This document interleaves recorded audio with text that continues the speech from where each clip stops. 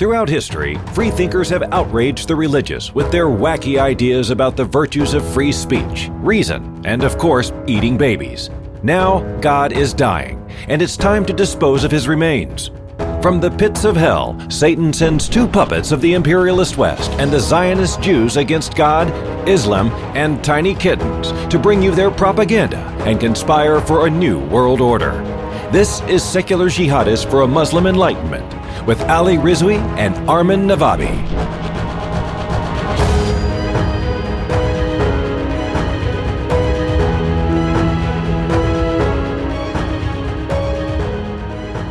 Welcome, everybody, to another episode of Secular Jihadists for a Muslim Enlightenment. Well, this is our end-of-month episode. It's the end of July. It's almost the end of July. And so we're here, and this is a time when you get a chance to ask us anything. By anything, I mean anything and everything. Whatever it is we talk, what we talk about here. We talk about religion, atheism, agnosticism, secularism, all of that good stuff.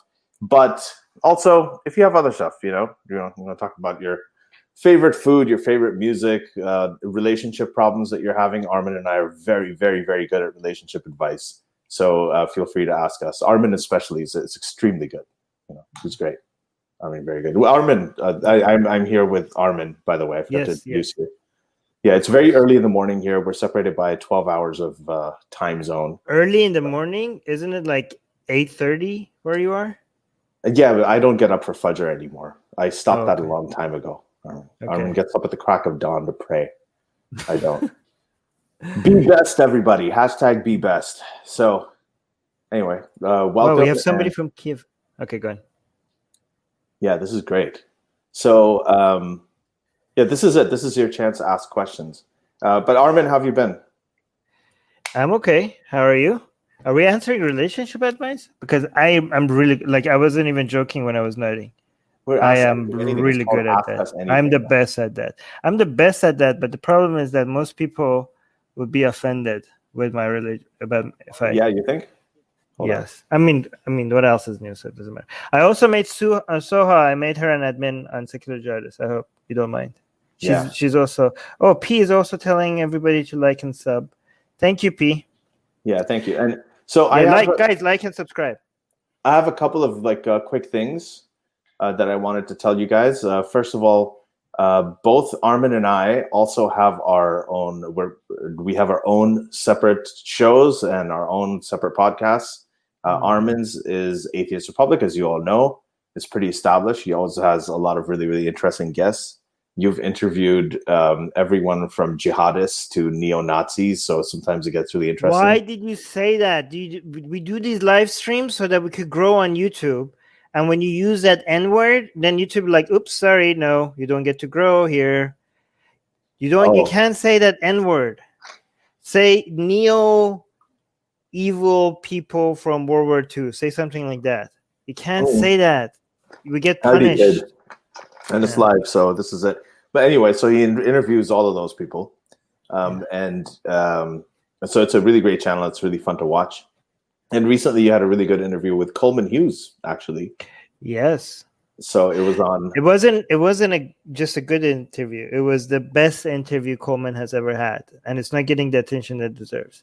Coleman, go watch every single interview Coleman has had with anybody. Okay? And then come watch my interview with him. You get more out of that interview than any other interview Coleman has ever done. And I'm not even joking right now. It is actually. Yes. It is. It's a really good interview. So you're gonna just go search Atheist Republic, Coleman Hughes. Search for that, and it will show up. Right. And then also, Ali has really, really good guests because he had me on his show. I did. So that was his best episode.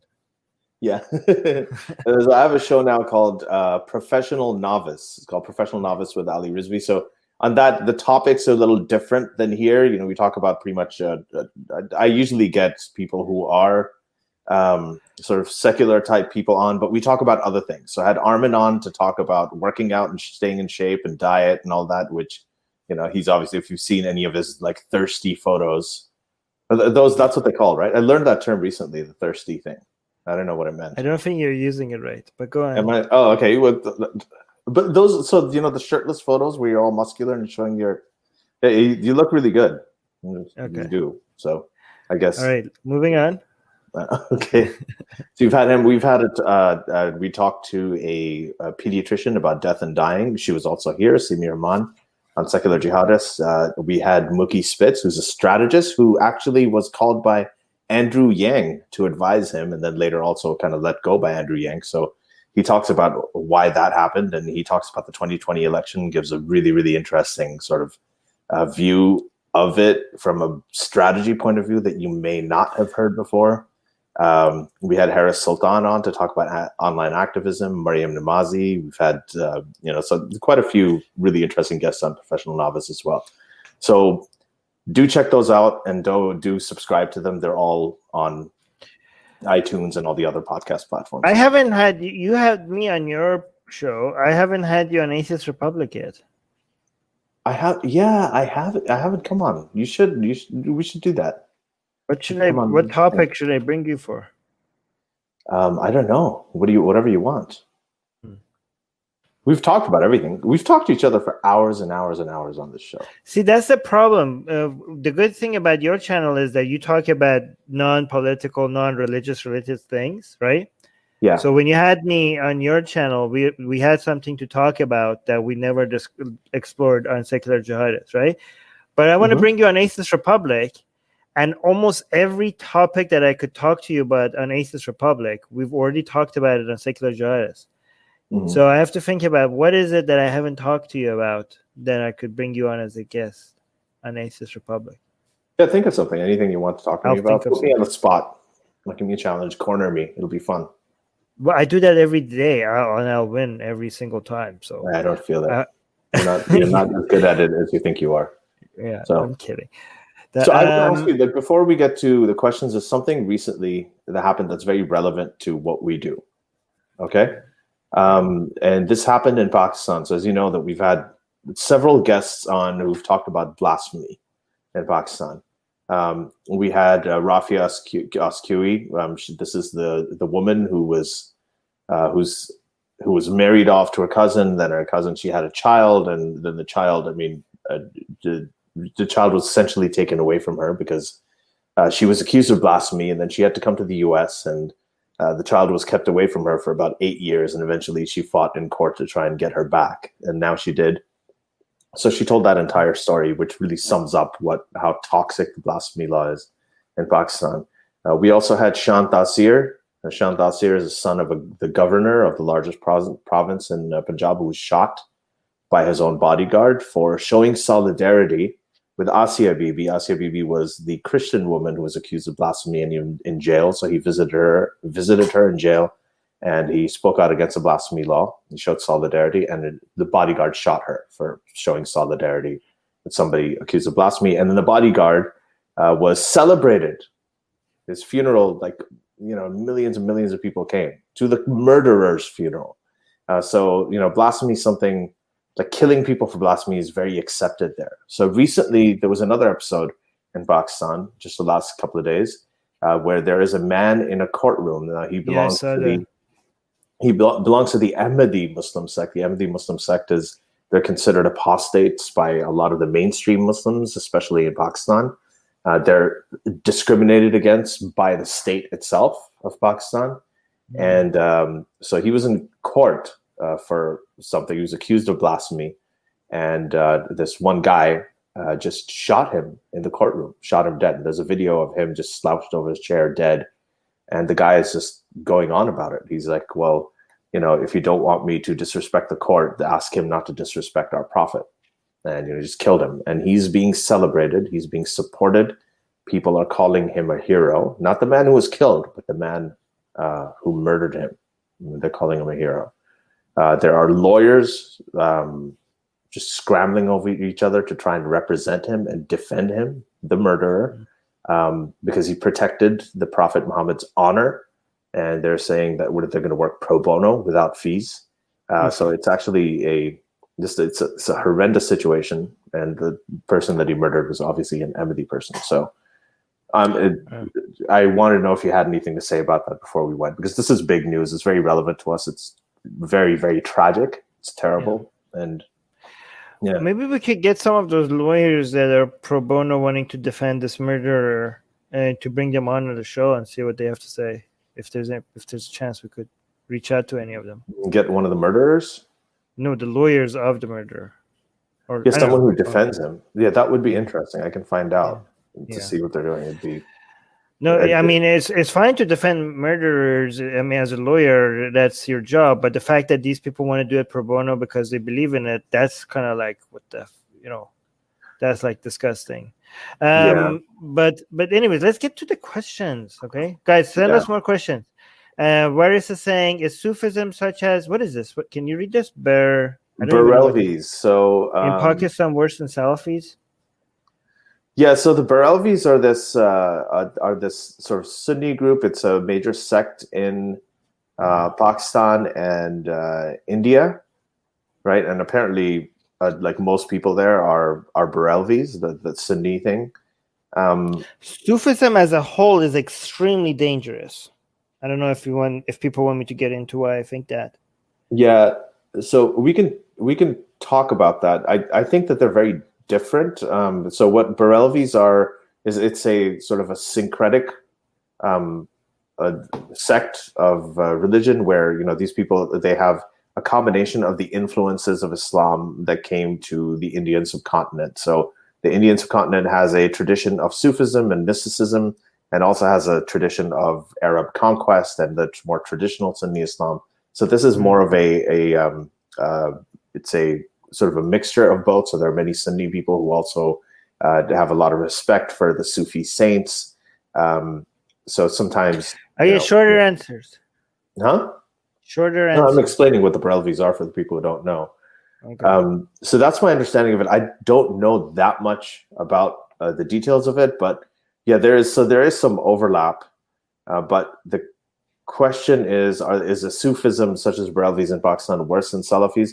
Yeah, the technically, if you look at it from I guess from an overall view, the Salafis are worse because Salafis are more, they're more fundamentalist. They're like the ones that you see in Saudi Arabia. They're the ones who believe in. I think as a total, if you want to compare it as total damage rather than per capita of the Muslims who believe in it, I don't know about these Barelvis, but Sufism. If you were comparing Sufism as a whole with Salafis, I would say Sufism has been more damaging. That's right. Yes. Sufism. You say it's wait. Are you saying Sufism has been more damaging? Yes. In what way?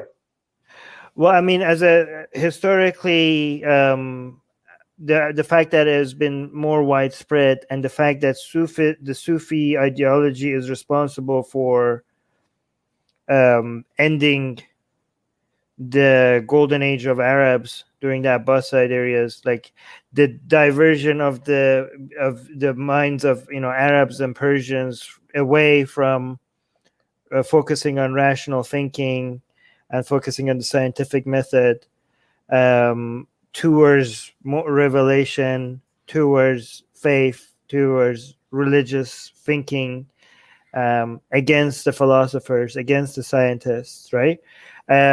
I mean, the Arab and the Persian world was almost going through an age of enlightenment. This is what our show is trying to do. Like, it's called the full title of our show is Secular Jihadists for the Muslim Enlightenment, right? The Muslim Enlightenment almost happened. If it wasn't like the age of enlightenment that happened in Western Europe was almost going to happen if it wasn't for people like Ghazali and the other Sufis who stopped it. So the ramifications of that through history as a whole, and the cost associated with that as a whole, I think is much bigger than some jihadis and some more recent fundamentalist radical movements here and there. So what you're saying is that Sufis kind of made the mythological aspect of it more palatable in a way, right, by making it all about peace and love and everything. So it made it. But they also aggressively went after logic, reason, scientific thinking. And going Ghazali's book specifically was named the problem with the problem with the philosophers. I think that was what it's called. Like he was like not even hiding it. Like he was against rational thinking, yeah, right? Yeah. Against the people that were using logic as a weapon, right? I know. Yeah. So no, I actually agree with you. I mean, I've always said, and we've both actually said here that we think that the worst thing about Islam itself is not really the terrorists and the bombs and everything like that. Those are just the twigs on the tree. I mean, the actual roots of it are what it shares with all of the other religions, which is essentially an assault on critical thinking, an assault on the scientific method, looking for alternative ways, trying to get to quote unquote the truth, that are not based on objective evidence and that are not based on scientific inquiry. So we have a celebrity in the live chat, and he's correcting me on the name of the book that I mentioned. See, this time is great in that sense that even though I'm groggy, we get video vids in the live chat. Yes, we need to. If we get video vids come joining us at this time, we need to do more shows at this time. Yeah, he's saying The Incoherence of Philosophy. That's the incoherence. That's the book, The Incoherence of Philosophy. Mm-hmm. Thank you, Walid. Well, guys, everybody check out Walid's channel. It's the funniest ex-Muslim channel that is out there. Actually, it's the only funny. Yeah, if you want comedy and mixed with your anti-Islam activism, then check out Video Vids. Best channel. Yeah, amazing. Go check it out. But okay, wow, so here's a question from Ronnie XD. That's his name. His name is Shubham. Shubham is saying, I heard that some people destroyed an old Buddha statue in Pakistan after they discovered it in a construction site because it was un-Islamic. Yeah, and that's not the first time, actually. So Islam generally has this thing against idolatry because they're against polytheism. They're against, making idols of gods, making images of revered figures. So as you know, you cannot make pictures of Muhammad. You cannot make statues of Muhammad because there is an idea that if you do that, you start venerating these statues and these images and you move away from God, which is this, unseen sort of entity and superpower. So the Buddha statues, remember the Taliban, when they first took over Afghanistan, they also broke down a lot of really ancient old Buddha statues. So the bringing down of statues is not a new thing, and it's pretty expected that in an Islamic country, people who are especially adherent to Islam and Islamic, theology, and they believe in that, are going to go ahead and break down these statues. If it was a statue of Krishna or anything like that, they would have done it as well. So this is something that's quite classic and expected. Ooh, this is a very important question. GV saying, which is worse, a theocratic democracy or a secular dictatorship? Yeah, that's like Turkey. So a theocratic democracy like Pakistan, or a secular dictatorship like Turkey and under Ataturk. Okay, so it's really I want to hear what you say on this first. I don't think it's fair to come up with example countries, because sometimes if I say, for example, Pakistan right now is worse than Turkey under Ataturk, it might be for multiple reasons other than just the fact that one of them was a theocratic democracy and the other one was a secular dictatorship, right? So comparing the examples you're giving might not capture what you're asking, because there's multiple variables. But if everything else was equal, which is not with Pakistan and Turkey and Ataturk, I would always choose democracy over dictatorship. And this, when you say a theocratic democracy, you mean it must be a true democracy. It can't be like a democracy like Iran, right? Because not like a fake pretend democracy. But if people choose like a true democracy, a true theocratic democracy actually is a self-contradiction, because a theocracy doesn't allow the rule of the people. So I think a theocracy means ruled by God, the laws of God rather than the laws of people, not chosen by people. So I think when you mean a religious democracy where people are choosing a religious rule, even though technically that's self-contradiction with the religion, democracy will be a contradiction with the religion. Let's say they are either hypocrites or unaware enough that they choose democracy, but they choose a form of democracy that the officials come up with rules based on religious rules. So let's compare a religious democracy compared to a secular dictatorship. Even though if people are choosing wrong under a democracy, they're choosing to be ruled by religious laws. I don't think there's not much that would justify forcing another way of life on people. And okay, so actually both of these are a contradiction, because a theocratic democracy is a contradiction, because you're saying rule by God versus rule by people. And a secular dictatorship is also somewhat contradictory, okay? Because this is where I think like the whole idea of secularism was not something that Ataturk or Reza Shah were doing based on our current understanding of secularism. Because our current understanding of secularism is that the government stays out of people's religious belief and practices. But what Ataturk and Reza Shah were doing, they were actively enforcing laws that didn't let people practice their religion, even in, I mean, not always, but in many cases, actively going against people's freedom to practice their religion, right? So secularism, at least when it comes to secularism, the dictatorship will contradict that secularism. But if you're saying they're secular in the sense that they're not, only when it comes to people's religion or lack of religion, the government is staying out of it. But with regards to everything else, the government is being a dictator. Then again, I prefer a democracy always over any form of dictatorship. Yeah, I agree with you. I think that with democracy, the process actually allows for changes in a way that you could potentially ultimately, work towards moving away from theocracy. You have the process and you have the resources available. Not always in a great way, because not all democracies are the same. Not all democracies are great and perfect, and some of them are restrictive. But a secular dictatorship, another problem is through history, we've seen that whenever you have a secular dictatorship, especially in Muslim majority countries, the opposition to it. Sorry, what happened? No, you're right. It goes back. The opposition to it, the only organized opposition to it in Muslim majority countries ends up being an Islamist or a political Islamic opposition. So we saw this in Iran. You had the Shah of Iran, secular dictatorship. The revolution came up. Yes, it was multifaceted, with a whole bunch of different groups, but ultimately the Islamic theocratic elements won out. You saw that in Egypt when Mubarak came down, secular dictator.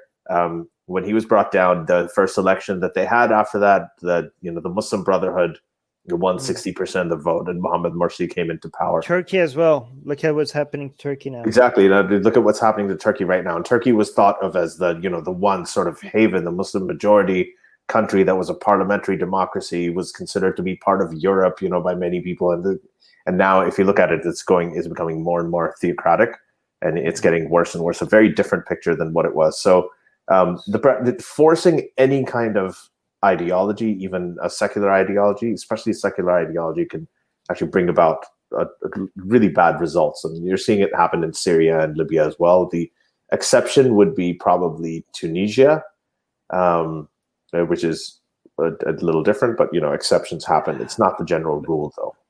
So actually, you make a very good point, because with religious democracy, what you have the opportunity is to replicate what happened in Western Europe with the Age of Enlightenment, right?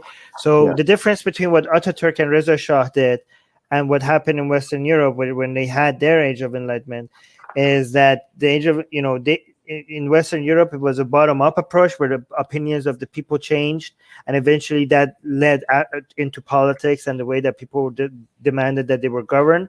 What Ataturk and Reza Shah were doing, they were looking at Europe and seeing all the progress, and they wanted to force that on people without doing the groundwork of making people want that, right? So doing the groundwork and making people change people's opinions so that they elect that they choose something like that for themselves is more possible through democracy rather than any authoritarian regime. So, Right. and that's what we're trying to do. We're trying to replicate the Age of Enlightenment in Western Europe, in the Muslim community. So, So I have a trivia question for people. No.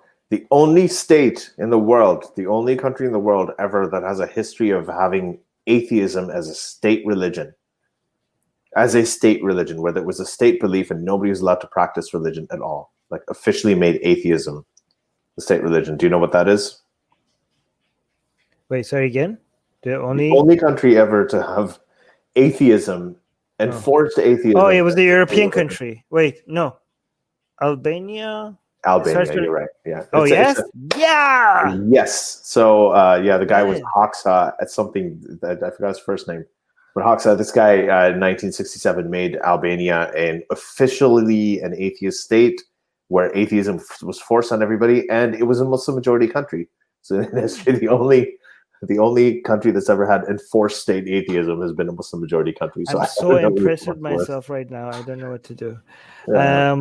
Okay, read this next. The next question is from P.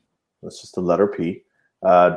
Two questions actually here. So let's take them one by one. They're both quite different. So the first one is, any comments about the ongoing efforts for the COVID-19 vaccines? Well, I think it's obviously it's great that they're working on COVID-19 vaccines. You cannot reopen anything without some level of risk, without having the safety net of a vaccine. The good thing is that there are multiple companies working on vaccines. They're showing good results.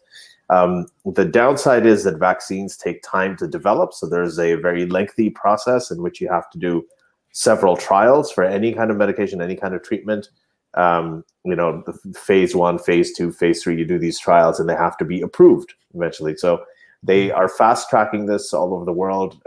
There's the Trump administration has something called Operation Warp Speed, where they're providing a lot of funding to get these vaccines done. Private people are funding it too, like Bill Gates is funding efforts for the COVID-19 vaccine. So hopefully it's going to happen soon. But the problem Let's answer faster, because the questions are growing faster than our answers. Yeah, but once you do have a vaccine, but this is important, so I just want to make sure we get the details in.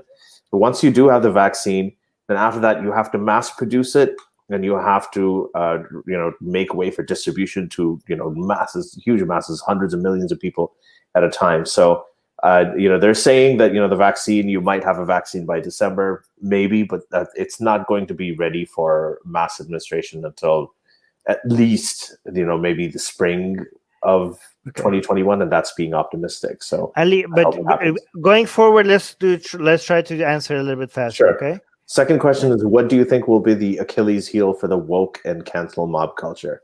I think those things are already happening, and we recently had an episode about this. Our last episode was called Liberal versus Woke. I'm hoping if Trump loses, that will take the wind out of the sail of a lot of these woke movements, because they don't have. For these movements to grow, they need a big giant boogeyman to scare people into thinking like you need them. So I'm hoping, I'm not predicting this, I don't know, but I'm hoping if you take the Trump element out of that, Biden is not going to be as scary enough. Like what they're going to try to do is like tell you like, oh no, Biden is just as bad. Biden is horrible. He's not doing this. He just says something racist. Oh, he's the same as Trump. They're going to say stuff like that, but it's not going to work. It's not going to be as scary as Trump.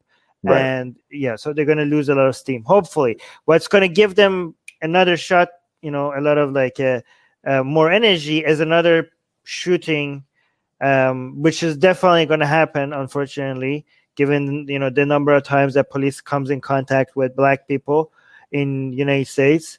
No matter how much you reduce the numbers and how much improvements you make, there's going to be another person recording a cop killing an unarmed Black person, and that is I can imagine that there are a lot of them are waiting for that because they need it to continue being relevant. So And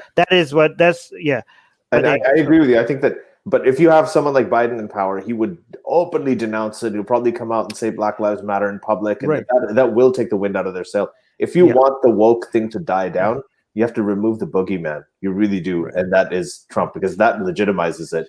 You know how bin Laden, and originally Osama bin Laden, when he established Al-Qaeda, he just wanted to get the Americans out of the Arab Peninsula. He wanted to get them out of Saudi Arabia, the Holy Land. That was the thing. But then he started, when opposition against the U.S. increased, he started talking about the Palestine issue, started talking about the Kashmir issue and all of these other things. And he started getting people, mainstream people, to support his cause. And that's kind of what's happening in a way. I mean, there's no comparing Al-Qaeda with woke, sorry, but the whole woke culture is actually getting mainstream people in opposition to Trump. So that's what the problem is. If you want to get rid of woke culture, get rid of Trump. I think I missed a question about communism above. Maybe it was retracted.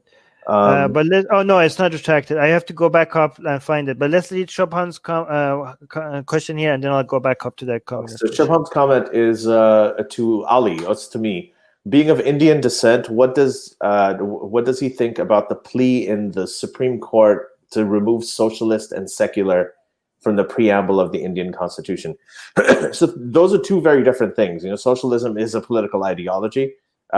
Secularism is not really a political ideology. Secularism is just an overall concept that separates religion from state.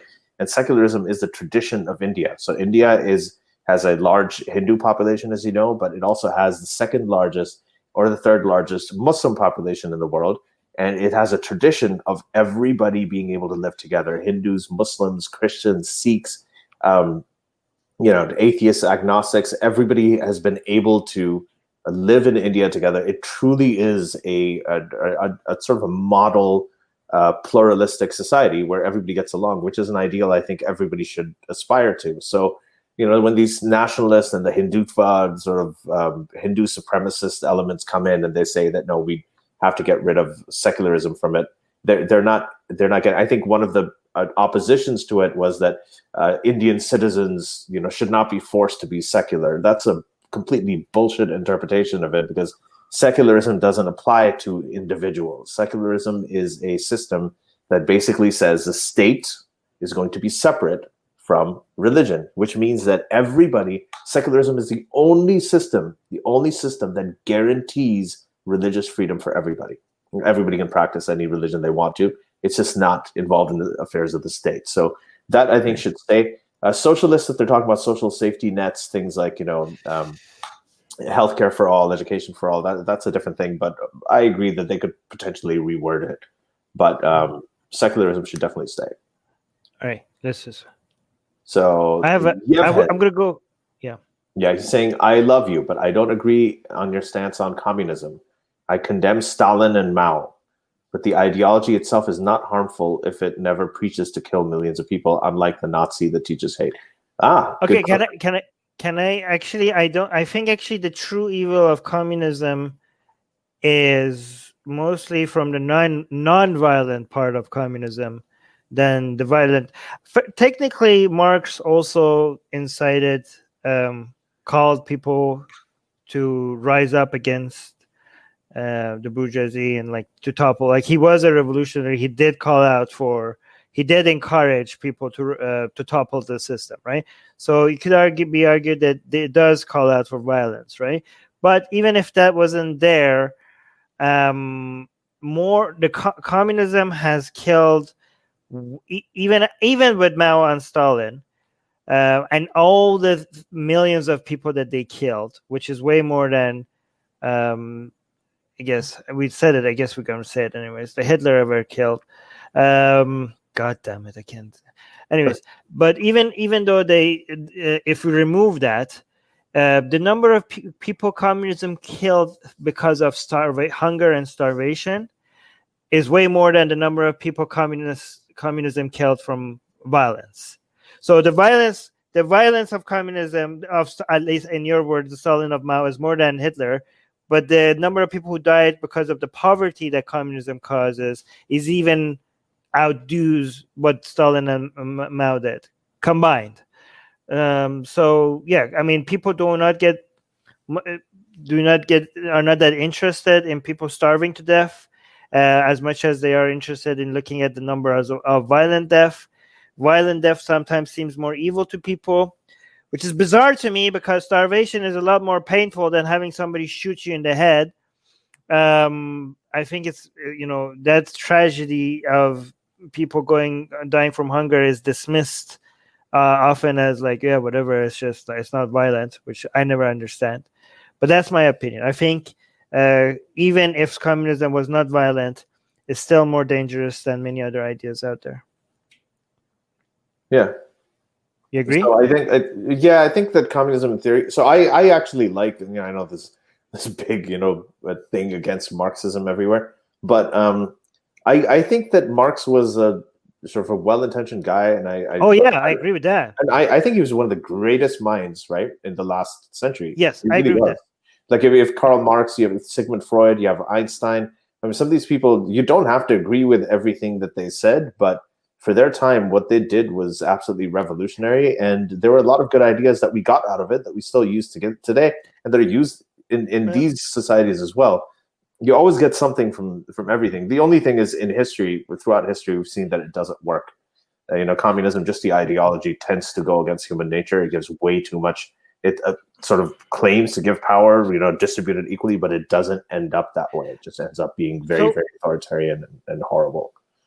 I studied Marx in college, and before I studied finance and economics, right?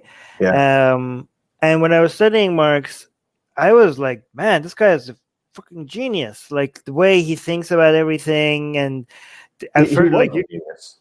Yeah, and you read it and you don't understand it, and then the teacher explains it to you, and you're like mind blown every time that you understand what he's trying to say, right?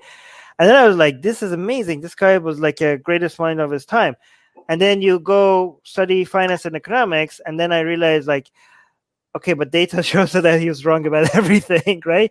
And I think, like, then I understood, like, based on my education, that was in sociology class. And then in finance and economics, we weren't dealing with people just coming up with ideas, armchair sitting and thinking about things and writing it down. In finance and economics, we were dealing with real numbers and what the data actually shows, right? Yeah, of course. And not only did that show me that he was wrong about almost everything, it also showed me how important it is to realize the difference between theorizing and thinking what works, and then eventually looking at data and realize like how much more important that is. Right? That's what it comes to. And I do want to say one thing, like people who are communists, and I do get their point, they have a very different idea of rights. This idea of, that in the capitalist system, you have like individual liberty, free markets, free speech, free expression. Those are your fundamental rights. But they also, communists think of their human rights as, economic opportunity for all, housing for all, education for all. Everybody has a right to healthcare, and they do those things. So it's just it is actually two different views on rights.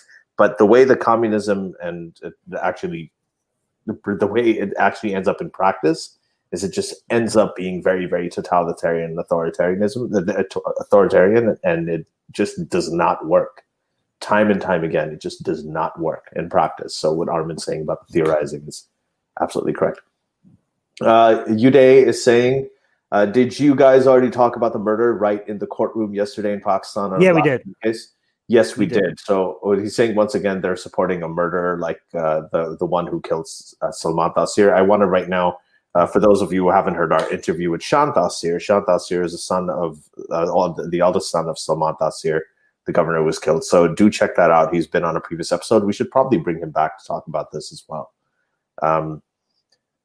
So I can't pronounce his name. Khan Min Gien is saying, what do you think about people in the West adoring Rumi? Do you think his teaching has value worth consideration? I know Armin's opinion. Let's see what Ali thinks. Hey, I don't think you know my opinion. Yeah, I don't either. Okay, no, I mean, I like poetry, even if it's it does. Okay, there's two ways to treat these things. If you want to treat them as, again, I look at Rumi as the same way you look at the Quran or the Bible. It's okay to be, drown yourself in the mysticism and the beauty and the words and the poetry and the imagination, as long as you understand that you're just, you're dealing with fantasy, Rumi is beautiful to read, even if it's horseshit. You can, you can enjoy it. Mysticism as a whole is bullshit. But when I, for example, watch Game of Thrones and I see, people online coming up with the whole theory of how the spells works and who the gods actually are, and they're building a religion behind every single fantasy that it exists. Like, that's interesting. Then I think we could do that with the real world, like the myth. All these mystics and the Sufis and stuff. To me, understanding why they thought the way they did and what they believed in is so much fun, and especially when it comes in a poetic, fun to read format. It's just that it shouldn't be taken seriously as anything that is real. You could take Khayyam as something that's somebody who was dealing with actual real skepticism, and but that's another poet. Anyways, that's my view. My view is it's the same as yours, actually. I mean, this is a problem. We're agreeing on a lot of these things. Now, I really like Rumi. I know that and there are a lot of people who are religious who are, that doesn't mean anything. Poetry is different. Poetry is not it's one of those things you can interpret in a certain way. There's a tremendous amount of wisdom in the way that Rumi thought about things. Lot of his poetry, it was good. There's a lot of he wasn't overtly, in a lot of his poetry, he wasn't overtly religious or anything like that either.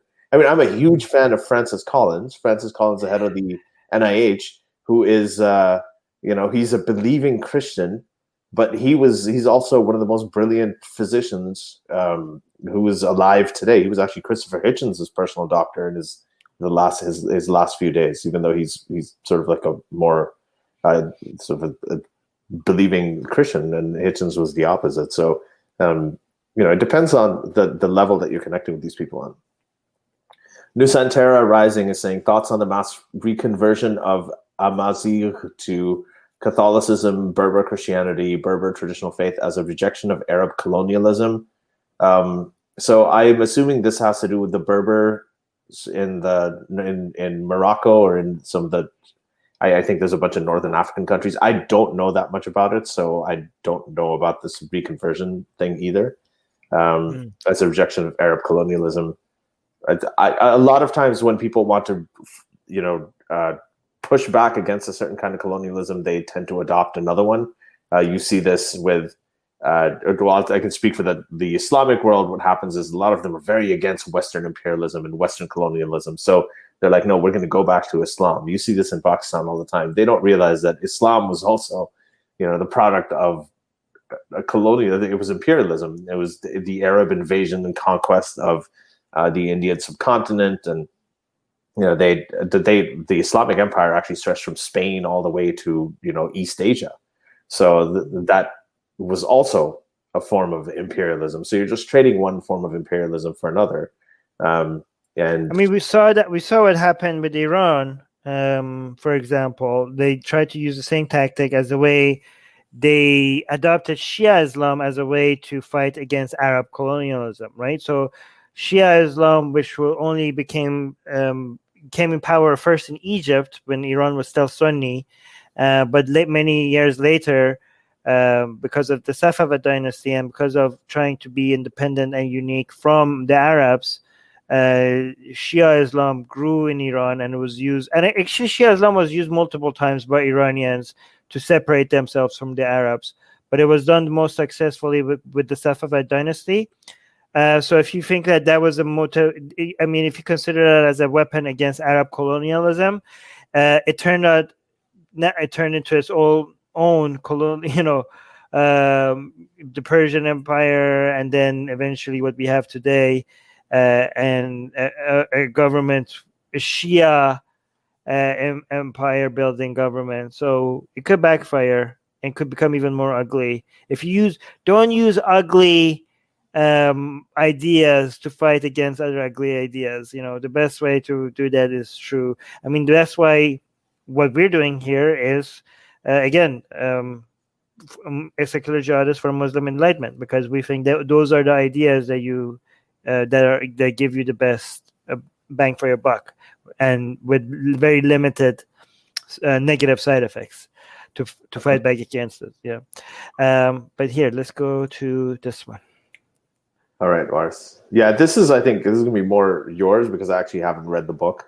So Al-Ghazali's book was called, this is from Waris Rafiq. He's saying Al-Ghazali's book was called The Incoherence of the Philosophers. It was one of the best critiques of Aristotelian philosophy ever written. Well, I mean, that's just a claim. No, I don't. I mean, if you read Ghazali, he's constantly against logic and reason and like focusing on, direct connection to God. So I don't know where's this coming from, but I guess that's your opinion, and you're wrong. Okay, so from Ishas Tagagi, God, you guys come up with some amazing usernames here. What do you think? What do you think is the problem with non-totalitarian religions such as Buddhism, Jainism, Hinduism, or other Eastern philosophies? I guess other Eastern philosophies. Yeah, they're all garbage. They all need to die. Well, he's saying, what do you think is the problem with them? Oh, what do you think? It's based on make claims without evidence. That's it. That's all you need to know. That's it. That's basically, there's, one of the best quotes you're ever going to hear, and I don't know if Voltaire actually said this or not, was that, those who can make you believe absurdities can make you commit atrocities. And this is the problem. The problem is the process. Okay, so it's not about what you believe in the end and whether those beliefs are harmless. Like if someone tells you you shouldn't kill bugs, don't kill bugs, like Jainism, no, you shouldn't kill bugs because this is something that God doesn't want you to do, or this superpower out there, it's very bad, and this is what we've been given, these are the instructions, and you have no evidence that you got those instructions, then ultimately whatever instructions you get from this God or this venture, you're going to be susceptible to that, right? The problem is the process. The process is that you should look for evidence and reason for why you should do or should not do certain things. And all of these philosophies supersede that. So, even if you have a harmless belief, right, but you are getting it, you're believing in that harmless belief because someone told you that, someone with authority told you to do it, then you are not going to develop your skills of critical thinking. You're not going to develop your skills of scientific inquiry. And eventually what's going to happen is when a demagogue does come in and start slowly, step by step, leading you towards committing those atrocities, like you see in The Handmaid's Tale, it always starts very small, starts very harmless, seems like, well, what's wrong with this? And then it snowballs and the dominoes start falling. And when you move towards that, you're not going to be equipped with the processes of critical thinking to be able to push back. And you're going to fall for it. And this is what we saw in, everywhere. Nazi Germany with millions of people falling for the demagoguery. Keep saying that word so that we completely. Okay, yeah. I was going to say something very profound, but your answer was so long that I completely forgot what I was going to say. It was also correct. It was very profound. Yes, it was very correct. Go ahead. And I think you agree with me. So yeah, I completely agree with you. I also want to say that when I say, this is not what I was going to say, but I want to make it clear that when I say they all need to die, I'm not talking about the people. Please don't come after me like somebody is going to say like, actually, nobody says that unless I say that about Islam. When I say Christianity needs to die, nobody thinks I'm saying that Christians need to die. But whenever I say, nobody thinks that. But for some reason, when I say Islam needs to die, then there's a whole bunch of people that come after me like Armin wants to kill Muslims. Why is it? Why is it that people don't get confused when I say Christianity needs to die? It's interesting. Yeah. So I think I was going to say something about these religions. I'm going to write it down next time. Okay. Write it down next time. Yeah. Soraya is saying, why don't you guys ever talk on Ambedkar? Hindus are misrepresenting him as Hindu, even though he left Hinduism and rewrote Buddhism in his own words with better research. Have you guys read him? So we recently had Jaron Jove, who's this sort of like Hindu atheist guy who was also a big fan of the BJP and the Modi government in India. And pro sort of Hindu nationalism, and he thought that protesting against the Citizenship Amendment Act is anti-Hindu bigotry. So he had a completely different idea of what bigotry is compared to us. And he claimed, and we got crap for that. We got criticized for this, Armin, actually quite by a lot of people who listen to that. He claimed that the Hindutva movement is based on the ideas of Ambedkar, B.R. Ambedkar, right? Whereas, and I had said that, they're based on Savarkar. Savarkar was a guy who said, well, Hitler was actually okay. That kind of guy. And I was right. We were right. It is based on Savarkar, but we didn't really push back on him enough because I don't think we knew about it. But so here's the thing. Hindus may be misrepresenting him. Ambedkar was basically, he was this guy. He was, I think he was Buddhist. And he he campaigned against the untouchables, the lowest caste. Actually, they're not even part of the whole caste system, and they're so low. They were badly discriminated against in India. So he did that. So I actually don't know too much about it. Otherwise, I would have pushed back on Jaron as well. But no, I haven't. So the question is, have you guys read him? No, I haven't really read him or about him in detail. I just know who he is and some of the basics. But I also know that, whatever he believed, I think that he probably would be absolutely incensed and completely outraged by this whole Hindutva nationalist, sort of this Hindutva, almost a jihadist kind of movement that is happening in India right now, this sort of fetish for Hindu nationalism. So I think he'd have a huge problem with it today. Okay, next question. Waris is asking, in Pakistan, the Ahle Hadith, aka the Salafis, are generally more open-minded compared to the Deobandi and Barelvi Sufis, who make up 95% of the Sunnis in the country. Okay, that was another question. That's it's actually not even true. I don't know. I don't know what you're talking about. Like the majority of people in Pakistan, what are the Barelvis? I mean, they're not particularly, like, the Salafis are insane. They are actually. I don't know. That's ableist of you to say, Ali.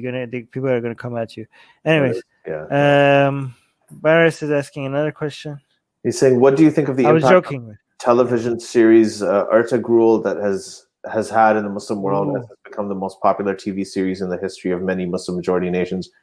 I haven't watched it. I've read a few headlines about it. I don't know that much about it. I know it's some Turkish show that has I don't know, that venerates and glorifies sort of.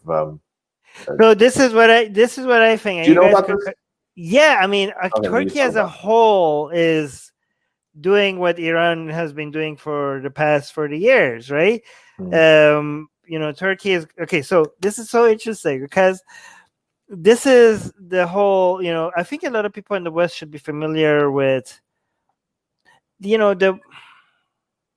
So like in Iran, what we have is a lot of people look at the past and the glory of the Persian Empire, right? And the problem Iran, for example, has is that, Ali, can you reduce my volume a little bit? The problem that Iran has is that going back, a lot of people want to go back to the glorious days that Iran was an empire, and the problem is that at that time Iran was not Islamic, right? So this whole obsession with the romanticizing how great the past was is in contradiction with pushing for Islam, right? Because what actually became an empire after Islam was the Arab Empire, which dominated over the Persians, right? So Iran, which is now an Islamic theocracy, cannot really push for the glory days of Islam being an empire because it was the time that Arabs ruled over the Persians, right? So there's this constant conflict between the nationalists and the religious people. The religious people are seen by a lot of nationalists, again, this is a simplification of what's happening, as people who are supporting the foreign invaders, that are supporting a foreign culture that was inferior to the Persian culture, right?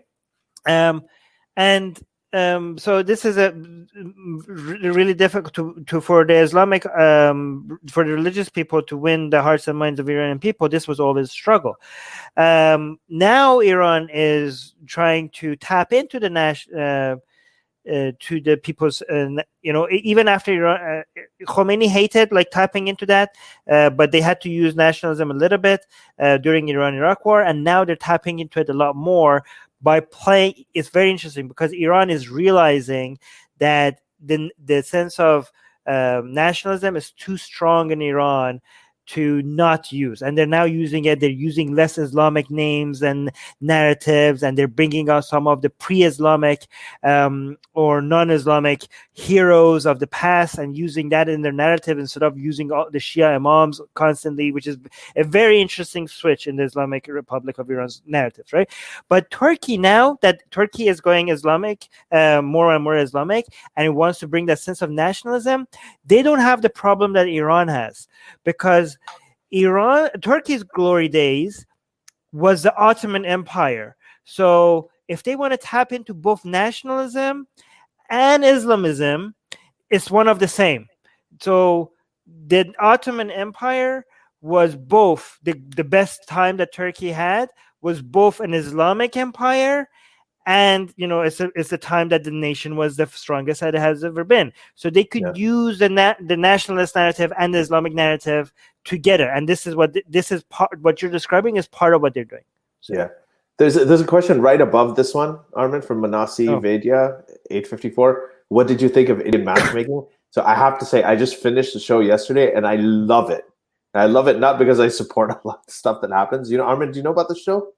No, but no. It's about arranged marriage. So it's on Netflix. What they've done is they've taken there's this woman who's a matchmaker from Mumbai, and she essentially sets up people. It's like a real life, what they used to do before Tinder and everything like that. And it just looks into the arranged marriage situation, how families get together, how the parents set each other up. A long time ago, before I got married, like when I was in my 20s, I did a couple of things in that route where I met people through the family for arranged situations. A lot of it was because of, and it was great because what happened is your parents would set it up. The parents would meet. They'd make sure everybody's interested. So you didn't really have to ask the girl out. And then you'd go out a few times, you'd meet, you'd talk, you'd see if it worked out. And if it didn't work out, you didn't have to dump them. You just told your parents, and then the parents would talk about it, and your parents would dump them for you. So you just enjoyed the middle part, and you didn't have to do the difficult part of asking the person out and then dumping them or whatever it was. So it was just, it was funny. But there's a lot of crap that came out about the culture, about, people, this fetish for fair skin and things like that people are very upset about, but they shouldn't be, because that is the reality of it. Everything that you see in that is actually quite realistic. Narn Ann is asking, I'm late. Did anyone mention calling Pakistan a theocratic democracy is incorrect, as it has resulted in military dictatorship several times? That's a very good point. So one of the problems with Pakistan is that anytime there has been a democratic process, you've never really had, I think the very first time you had a peaceful transition of power, a civilian government to another civilian government, was when the Pakistan People's Party transferred to the Nawaz Sharif, his party, the PML, and then that was fairly recent, just several years ago. Otherwise, you had a democratic system, democratically elected government. The president has a power to dissolve the entire government, and often the military dictators, Ayub Khan did it, Zia-ul Haq did it, and then Musharraf did it. All three of them were military dictators who overthrew the government. Another country that, for those who are not familiar, another country who's similar, that has a similar kind of system, is Egypt. Egypt has, even if you have an elected democracy, the military is a completely separate thing that has a tremendous amount of power, and they can really kind of they can take over anytime they want. That is why I said I'm not going to use the examples, because a lot of them are fake democracies, they're not real democracies. Anyways, let's go. Are Middle Eastern Muslims Mike more Spencer. Go on. Are Middle Eastern Muslims more open-minded than South Asian Muslims?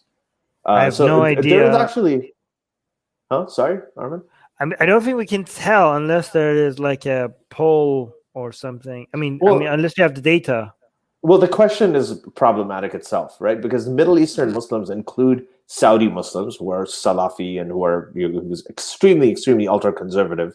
And then you also have the Muslims in Lebanon. You also have Muslims in Syria, who are very, very secular, right? They have bars, and they have... Wait, what did you say? Saudi Arabia and Syria, right? Okay. Saudi Arabia, like in Lebanon, if you go to Beirut, it's a completely different system. But he's asking average. He wants to average. I mean, but you're right. You can't mix that together. Yeah, you can't. Saudi Arabia is a small budget. The largest Arab country is Egypt, and in Egypt, you're going to find very, very fundamentalist Muslims who go into mosques all the time. You're also going to find people, going out for drinks and partying in clubs and things like that. It's just even within that country of 80 million people, it is just vastly different. Yeah, it's a weird way of grouping people together and comparing them. Yeah, there's no such thing as a Middle Eastern Muslim. South Asian Muslim, very similar. There's a lot of sort of diversity in it. But one thing I will say is that, South Asian Muslims, like Pakistani and Indian Muslims, are probably have more in common with the Indians of the subcontinent than they do with, say, Arab Muslims. So a lot of this is cultural as well. It's not just a religious aspect. I want to answer this one. Yeah, I'll read it out. Waris Rafiq, why are the Islamist parties so much better organized compared to the secular parties in the Muslim world? Yep, great question. Well, because I think Islam is a much more powerful and useful meme. It's so effective at organizing and mobilizing and brainwashing people. Like, if you want to mobilize people and brainwash them, imagine if you had to work with building your own dogma or cult, or somebody coming up with a franchise that, like, listen, this has been a tried and tested model that has worked many, many times. You get the highest return on your investment. And it stands the test of time. This is like the, Darwinism for the memes, right? And Islam and Christianity are very, very powerful memes that they became world religions, because they have the narratives, the stories that would be, the emotional appeal that makes them so useful and so powerful. There's, for example, when in Shia Islam, for example, it just works so well.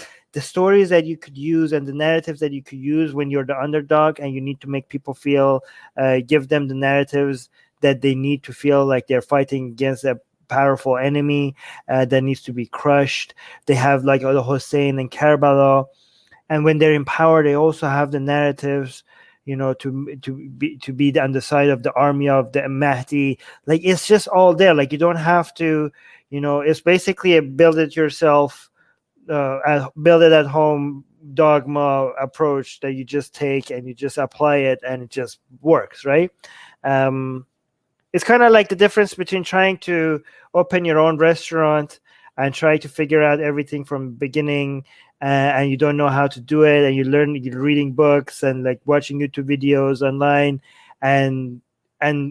or just opening a McDonald's franchise and they just give you everything and just tell you this is exactly how you do things, and you don't need to advertise because you have all the branding set up for you and people recognize you. It's all just there, and you just need to change your colors and people will like, oh yeah, I know what this is, and you just fall in line. That's why it's so effective. Does that make sense?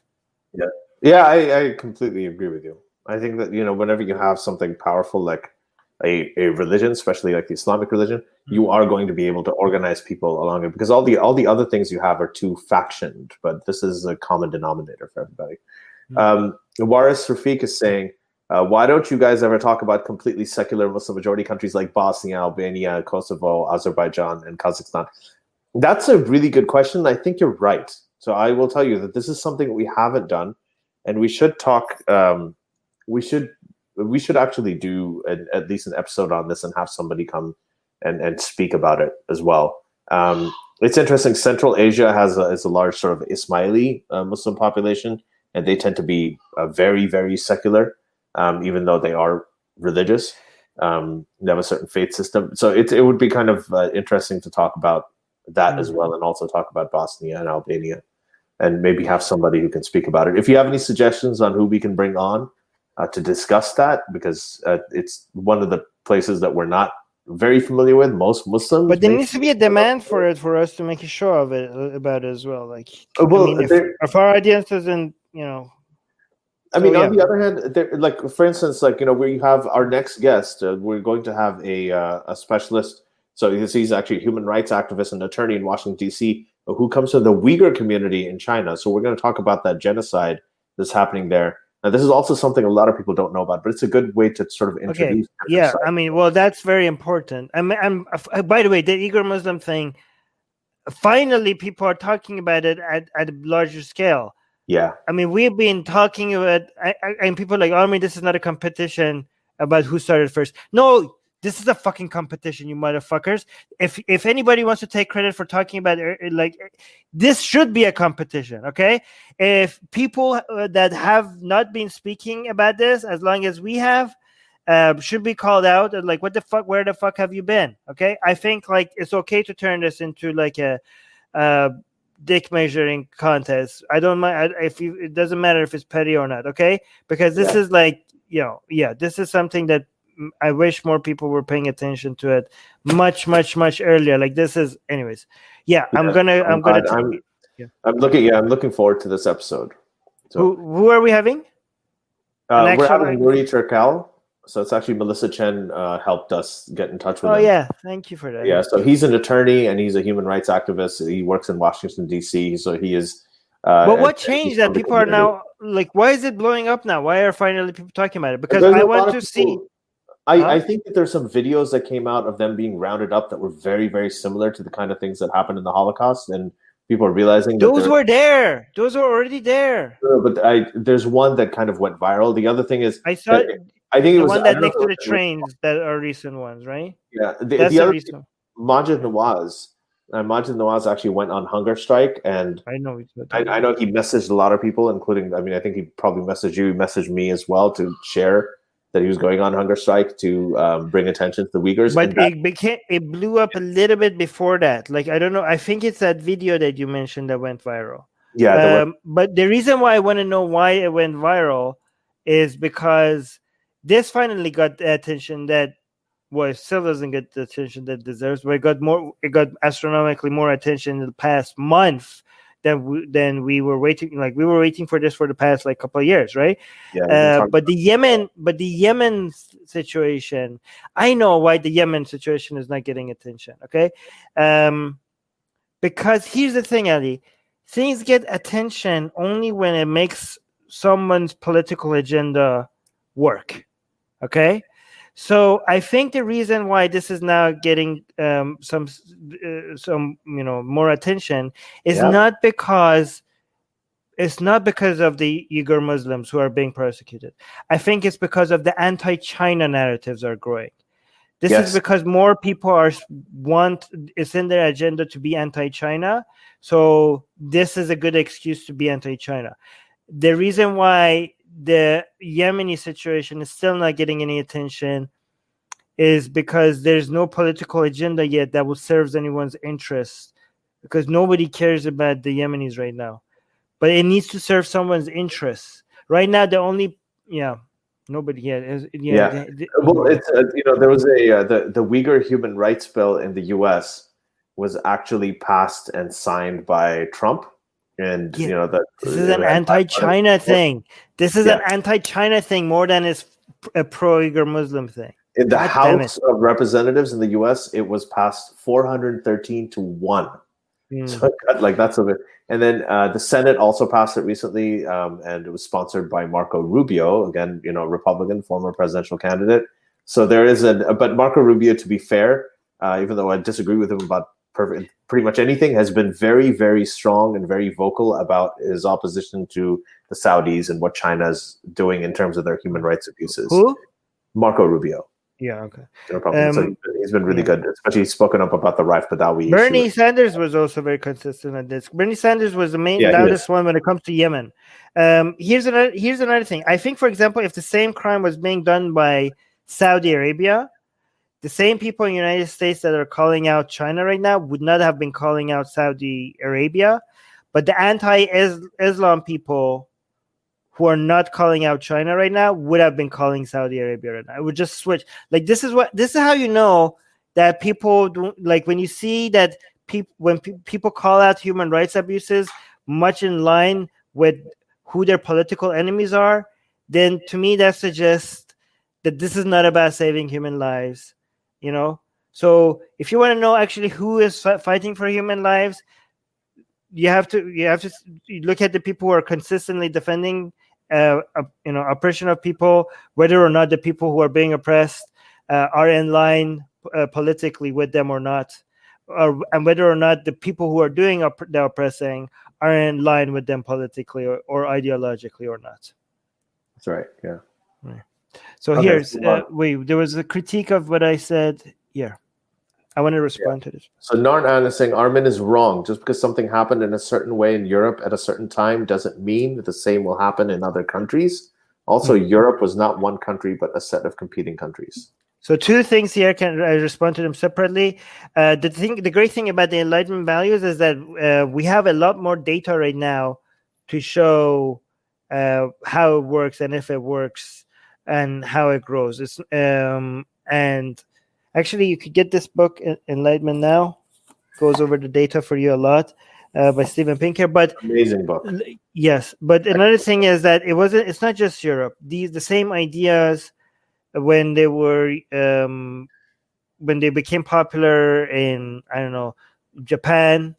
I mean, you could compare South Korea with North Korea. You could compare Hong Kong with China.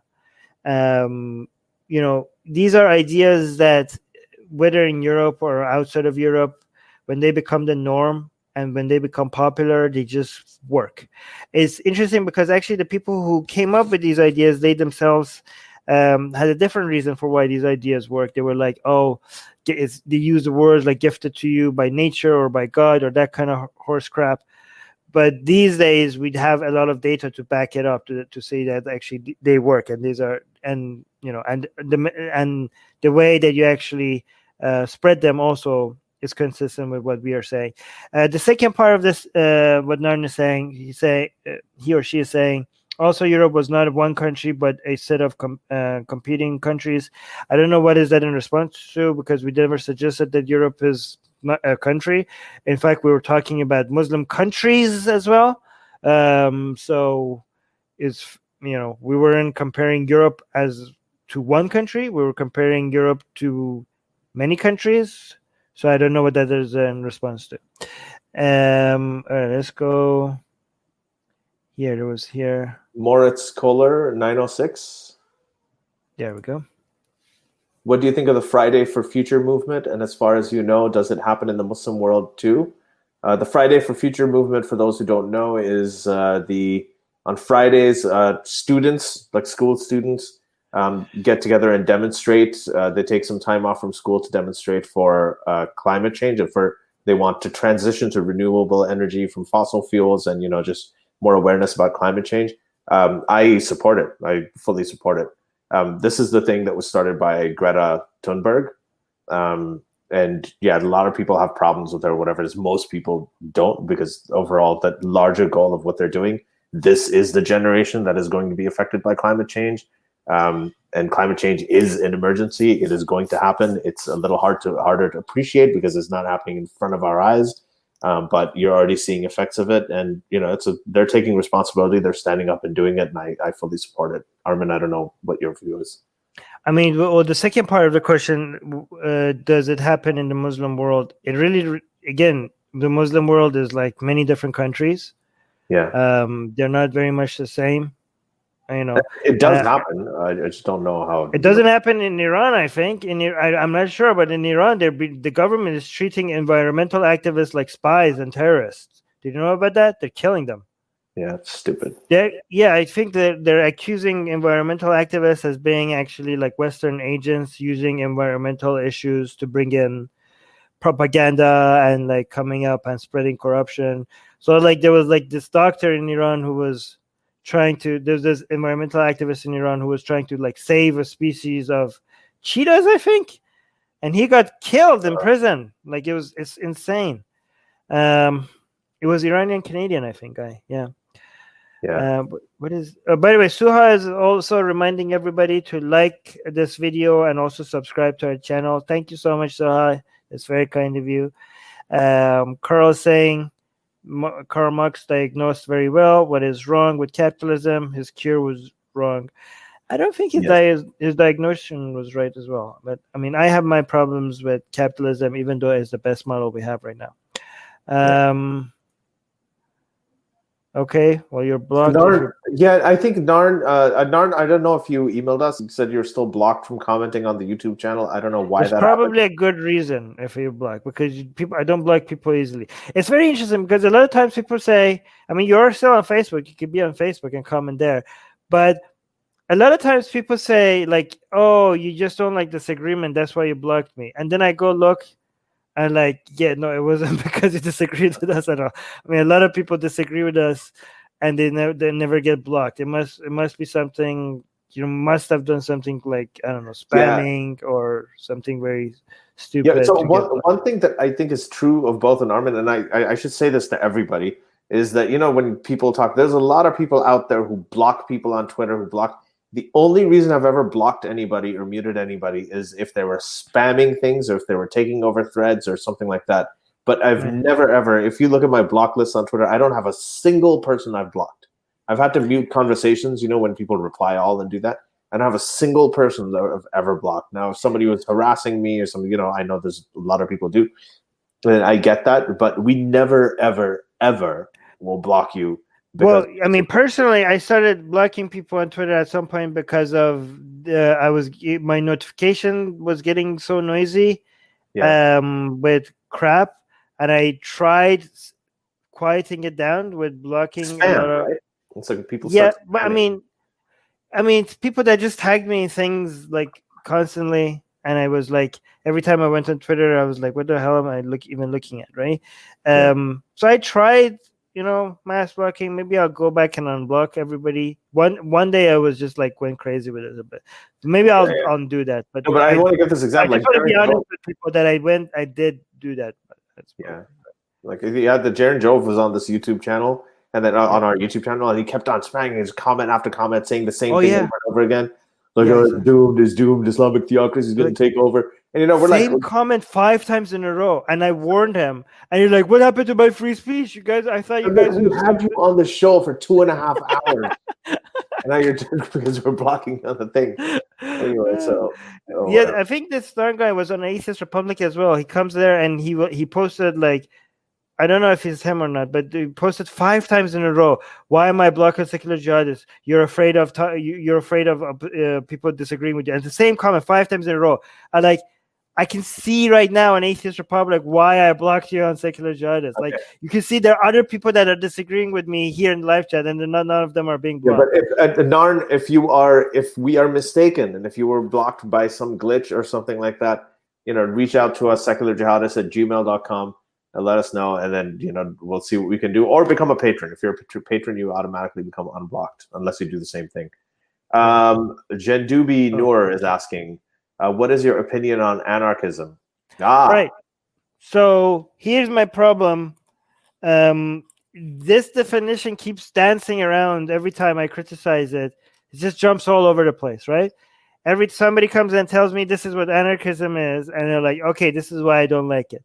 And then I talk to the next anarchist, they're like, that's not anarchism. Why don't you go educate yourself? I'm like, okay, you tell me what anarchism is. I'm like, okay, this is what anarchism is. Like, okay, this is why I don't like anarchism. And the next anarchist comes out like, no, who told you that? Are you serious? Go read this. This is anarchism, right? So it really depends. So far, every definition of anarchism I didn't like. But the reason why I don't like them, it depends on what you mean by anarchism. It used to mean, okay, what do you think, Ali? Well, my view of when I think of anarchism, I think of this whole you want to abolish government, you want to have sort of not anymore. That's what I thought. Not anymore, apparently. Well, a society based on public trust, a society based on, say, a community-based law enforcement. There's an honor system, and there's that whole idea. And I don't know, like there's a abolition of government, and then they usually hate people who want less government. So I think they realize with like people who are totalitarian, like a lot of the anarchists, they seem to speak very in favor of these communism and all these sort of communist states and everything that do have totalitarian, authoritarian systems. No. Those are the communists. The anarcho-communists are different from the tankies. Okay, so you need to know your version of communists. But here's what you have anarcho-capitalists and you have the anarcho-communists. But they used to say that they don't want government. I think they finally got the memo on how ridiculous that is. So it's now it means something else. So now apparently it's against hierarchy. And then they realize how ridiculous, like you could have, they're like, there's a difference between government and a state. Okay, like, okay, we're just against hierarchy. We think there shouldn't be any hierarchy. And then they realize that. What kind of hierarchy? There's so many different kinds of hierarchy. Okay, but then they realize that's also ridiculous. So then they're saying now, we're against unjustified hierarchy. And I'm like, well, so is everyone else. Like, what the so is everyone else. Like, well, okay, so how Yeah. I mean, okay, so that's okay, but that's these things, I mean, they're kind of fun and they're kind of cool to talk about when you're in college, late night, when you're really supposed to be studying for an exam, but you can't because your brain's so turned on. You're talking about these potential ideas and how the world can be. But then, you grow up and then you end up getting a job. You start like figuring out how to, you work really hard for something and you want to earn your worth. And then you find out that you're not and somebody else is getting it. And then you feel that it's unfair and it's unjust. And then you realize, it's just one of those things. You'll grow out of it if you're an anarchist. Right. No, they won't, but it's fine. Well, there are some really, really old people who are anarchists. I want to answer this one. Yeah. Do you guys think officers involved in George Floyd death will get a fair trial? Is that even possible at this point? So I think not, but that's not because of racism. The way that the laws are in the United States, the cops get away with a lot of crap, whether or not the victim was black or white. Mm-hmm. Right? I think the way it's really hard in the United States to hold the cops accountable for what they do. But that is true whether or not the victim of the police brutality was black or white. Right. And I completely agree with you. The biggest problem is the accountability. And I want to answer this too. And I want to say something really quickly. For this, when it comes to officers getting away with it, it has a lot to do with qualified immunity. If you don't know about that, look it up. I'm not going to go into the details. I think a lot of people know about what qualified immunity is, but officers do have an additional level of immunity where they can get away with some particularly horrendous things that the rest of us can't get away with. And a lot of these protests that have happened, two big examples when Trayvon Martin was killed and that wasn't a police shooting, but he was killed by George Zimmerman. The protests that came out of it happened after George Zimmerman was acquitted.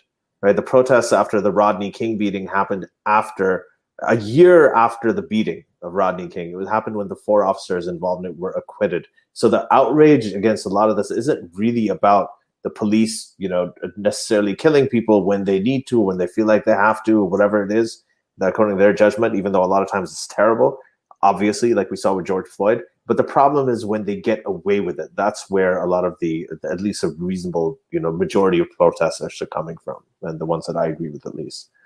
Next, Disidentity. Disidentity is saying, any personal book recommendations on comparative religions and history of religions? Under the Shadow of the Sword. Is that the name? That's it. That's what I was going to say. In the Shadow of the Sword. In the Shadow of the Sword. Oh my God. I fell in love with that book so much. It is so good. Yeah. It's so good. And it'll kind of, it is like, I think, the Sapiens of comparative religion books, right? It'll tell you, it'll give you context on how Islam came out of, how it arose, how it was born, its association with the plague that was going around and the plague that was actually bringing down 2 empires at the same time and how it rose from the ashes of it. It's actually absolutely fascinating. And you'll look at everything in a way that you didn't look at it before. And, one of my favorite episodes that we've done here on Secular Jihadists. Yes. Tom Holland, the author of In the Shadow of the Sword. So do look that up. Just look up Secular Jihadist Tom Holland. You're going to love it. I think we already responded to this. We addressed this. Sure. So they didn't like Jaron Jove. He thinks a modern Hindutva follows Ambedkar. Yeah, so yeah, this is, and you're right about this. We didn't push back on it. We talked about this earlier. And yeah. Narn is saying Ambedkar played a major role in the creation of the Indian Constitution. He wrote polemics against Hinduism and Islam. Yeah. I don't know that much about him, aside from the fact that he did have a conscience that went against the mainstream thinking at the time. When he was fighting for the rights of the Dalits and the untouchables, and so I think it's very, very different. Ambedkar, like when you read about him, it's very different than what the Hindutva nationalists are trying to do right now. So I think Jaren Joe was completely wrong about that. And by the way, a lot of people wrote to me and told me that he was completely wrong about it too. And I'm glad we did sort of push back and say no, it was Savarkar. But Okay, can I tell you something else about that episode?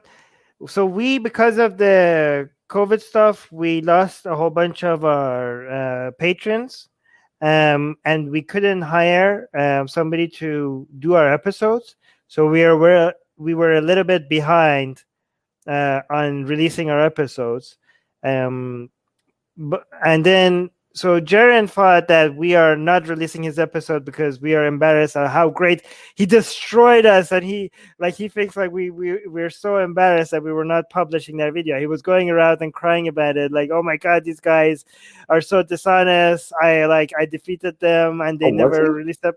What was he? Yeah. Okay. Oh yeah, he was. Yeah. So he was doing that. He was going around and like demanding that we release it. What are we afraid of? You guys are afraid to look so bad because apparently he thinks he did so well, and we didn't respond to him because we were just like, he's just being an idiot, and we were going to release the episode anyways once we finally managed to get the workload done. By the way, guys, thank you for being a patron so that we could actually hire editors and social media people so we can actually produce more content. So thank you for that. But then we released it, and he ended up looking ridiculous. Like he thought, like once we released it, people will realize how great he is and how stupid we are, and it was the complete opposite. So, yeah. In any case, so GVA, you guys did a good job pushing back on his claims with first principles alone. Right. Yeah, I think I actually think that was a really good episode. It's one of the ones that I did go back and listen to. I don't always get a chance to go back and listen to them. But I did hear I heard from a lot of journalists, Indian journalists, who really liked it, who liked the episode, especially the conversation that we had about the CAA and NRC, because there are a lot of myths and confusion about it. And that's a testament to actually the Modi government, who did it very, very cleverly, who brought this sort of bigoted legislation out and did it in combination. So the individual parts of it can't be seen as bigoted, but when you put it together, it's clear. And I think that we drove that point home really, really well when we pushed back against him. But yeah, so but there were things that we missed. This one is Oh, for Ali, you should learn to say "not so good" Germany. Say it quickly and we'll understand. Not so instead of so that we don't have to say it, so that YouTube doesn't punish us. YouTube does punish Armin, I do not see it that way. I do not see it that way. Okay, whatever. Not see it that way. All right. Again, more Ambedkar. GVA is saying check out his book, "The Annihilation of the Curse of Caste." Right. Soha again reminding everybody to make sure they like and share the video and subscribe to our channel. Hit the bell button. Yes, Soha, hit the bell button. It's very important. Thank you, Soha. You're so kind. So yeah, guys. By the way, I don't know if you're not subscribed to our YouTube channel, why is that? Let us know, because it takes you literally takes you 1 second to do it. All right, next one. Okay, excuse my kids crying in the back, but don't worry, they're being taken care of. I'm not neglecting anybody. The Muslim world does not seem to know much about 1001 Arabian Nights collection. Do you think it's a good alternative to the Quran? Okay, you know what? Maybe. No, I mean, the 40 Thieves and the genie, Open Sesame. It's how are you going to use that? I mean, anything is better than alternative to the Quran. This is a good point, though, because if you read Jack and the Beanstalk, you know Jack and the Beanstalk, the story, right? The kid who climbs. No, I don't know Jack and the Beanstalk. Are you seriously asking me that question? Yeah, I know, but if that was in the Bible, if I told you that was in the Bible, or the Cry Wolf story, the kid who cried wolf, if that was in the Bible or the Quran, you believe me? You're like, yeah, it probably is, because it's no different than Solomon and the ants and flying up. Wait, so 1001 Arabian Nights, that would include the 40 Thieves, right? And the genie. And there's so many other, the magic carpet, but how would you there needs to be moral lessons from it. There are. There are some of the stories are amazing. Like the Mother Goose fables and all the stuff. I mean, they sometimes have better moral lessons in the Quran. So I do see his point. I don't know if he's being facetious or not, but I do see the point.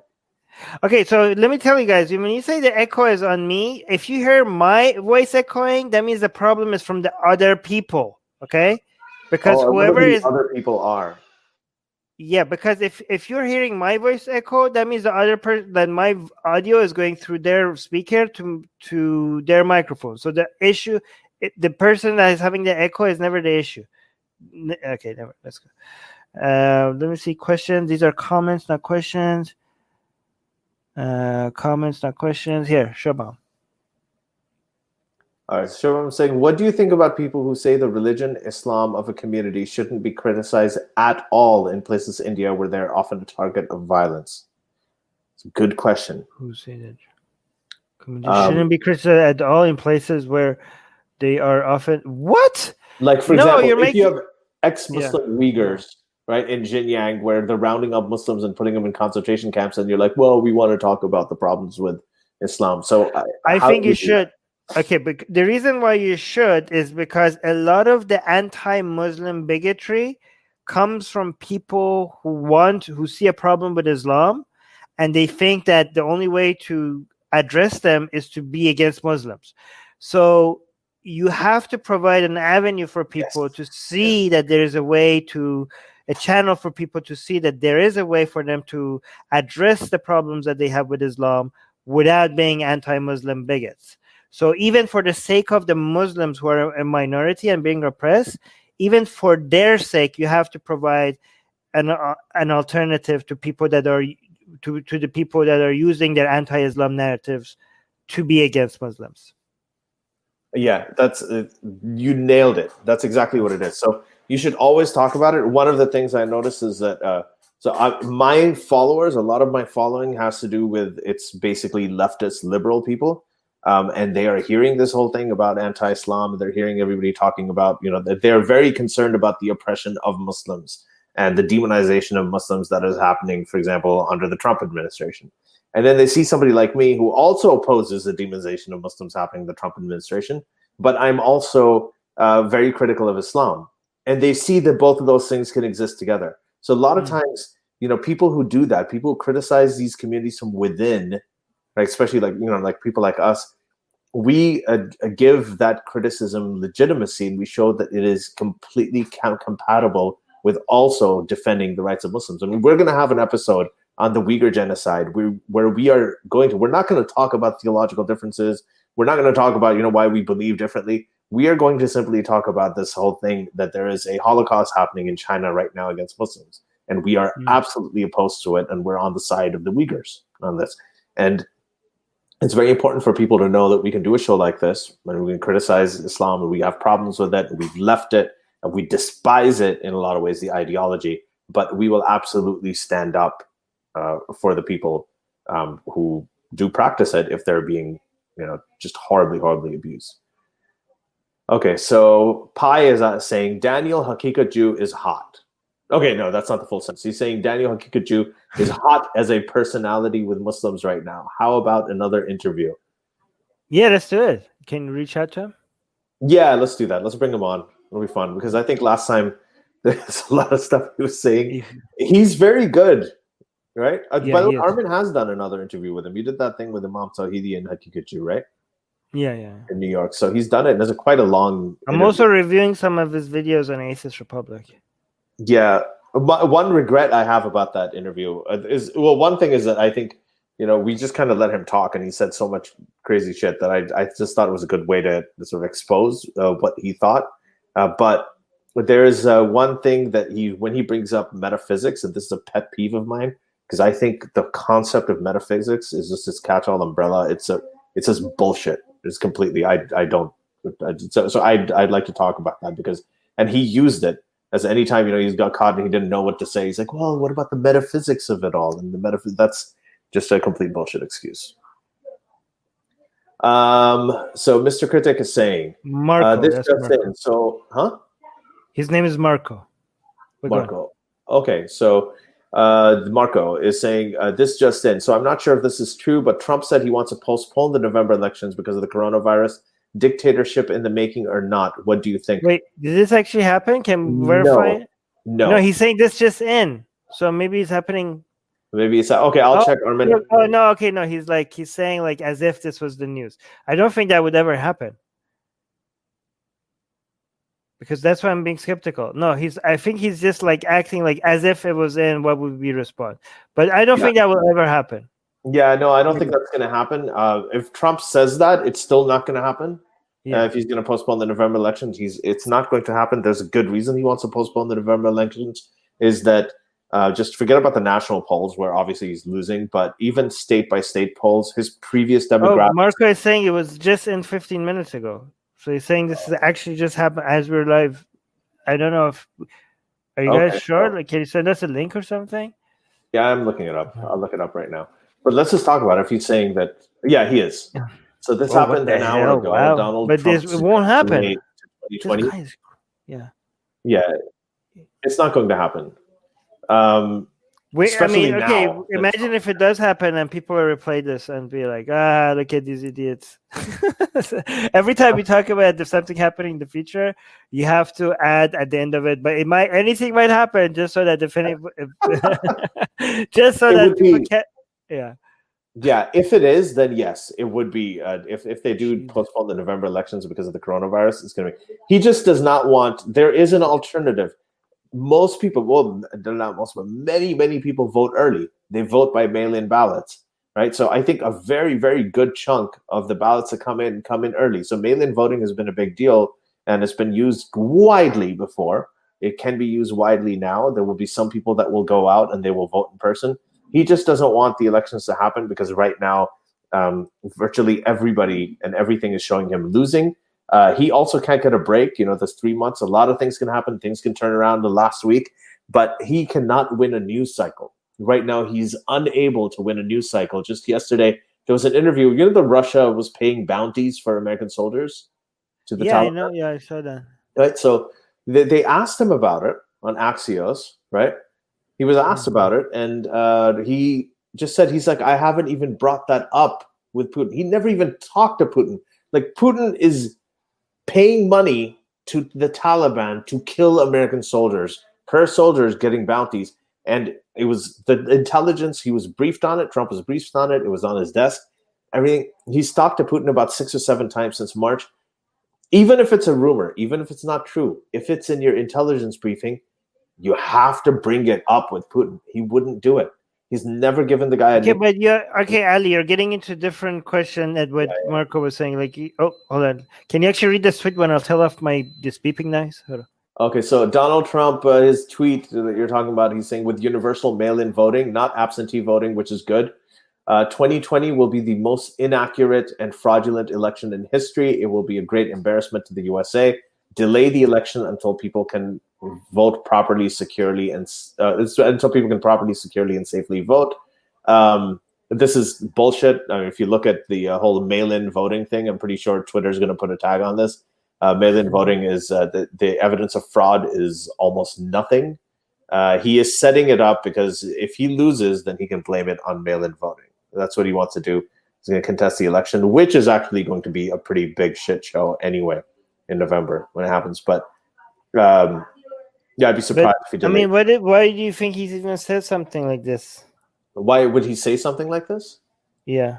Because he thinks that he's setting it up, the mail-in voting thing or the delay the election thing? Yeah, I mean, if it can't ever happen, why would you even tweet that? Because he wants, because then his followers will be like, yeah, delay it. And then when it doesn't happen, they'd be like, well, they didn't delay it. It wasn't that. So my voters couldn't come out because of coronavirus, and mail-in voting was a fraud.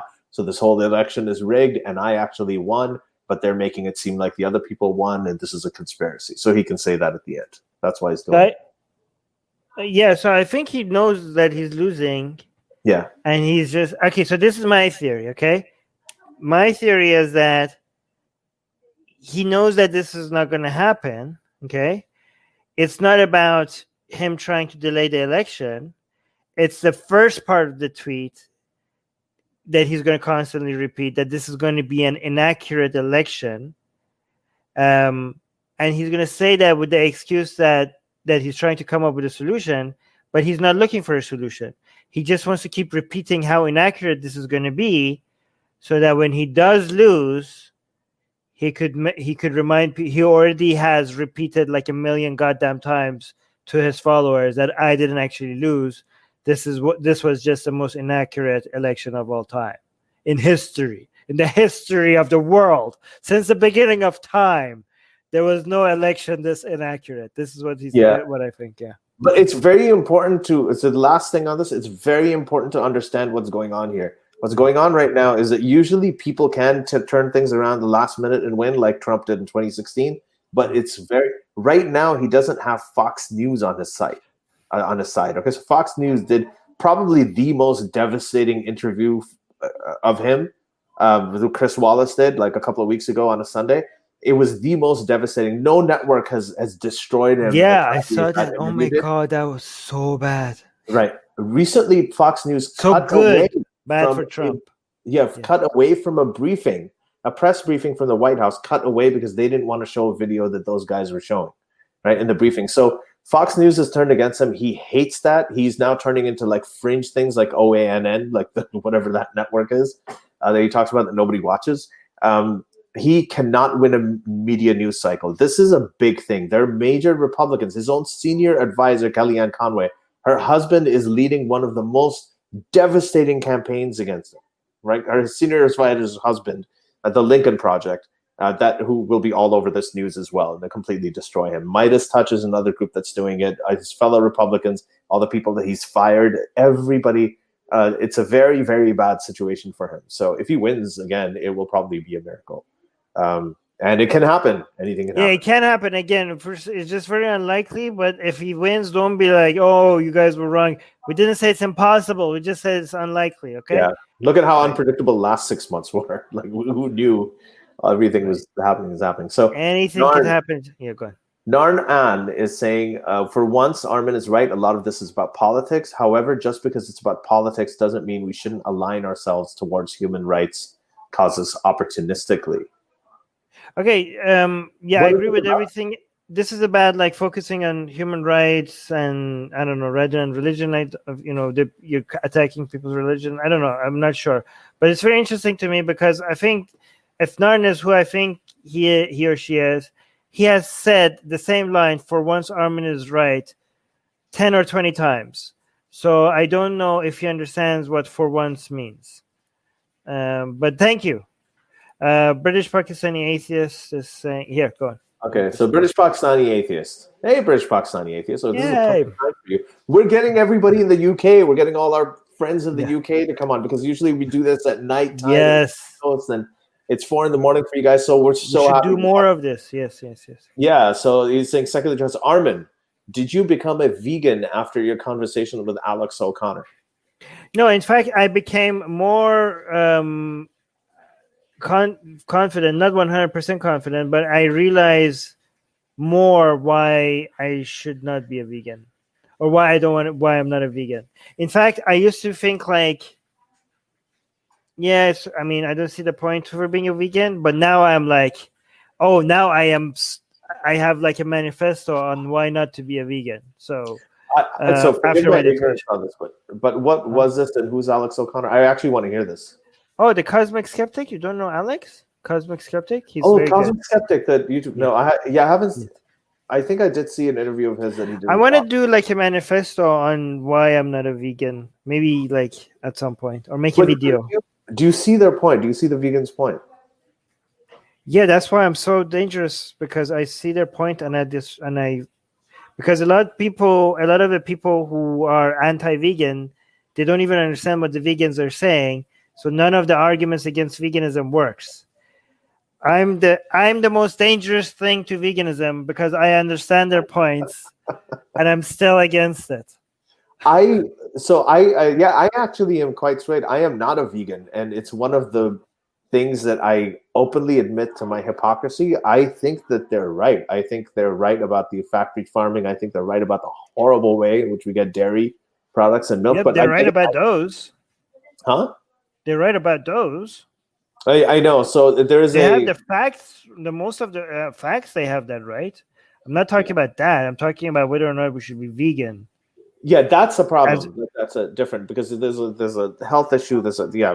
I don't know. It's one of those things where we have our humanity over evolution and over biology, and it's I don't know if you want me to respond because that's like it. Like I have like a list of that was a 2-hour conversation. I'll watch your conversation with it, but we should. But that was like I mean I had a debate with Alex, and I think I did very well on that. But it would be even better now if I have a second one. It would be a lot more well thought out than the first one. Okay, well, we should have an episode on this too because I mean, with maybe you should start playing the devil's advocate one time. And you could be the vegan. I mean, no, we should have a vegan on. Let's have a vegan on. Let's have a Muslim vegan or a secular ex-Muslim vegan on. I think that's a really good idea. We can have Alex on.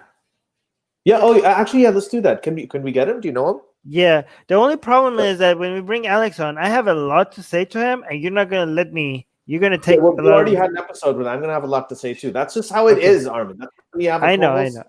That's how it happens. Sure. Yeah. Okay. So next question. Yeah. MJ, great show with Jaron Jove. You got. Sorry, what? No, go on. Sorry. So MJ's saying, great show with Jaron Jove. You guys' response was head on. Just a suggestion. Next time, please get someone from India to help you with the facts.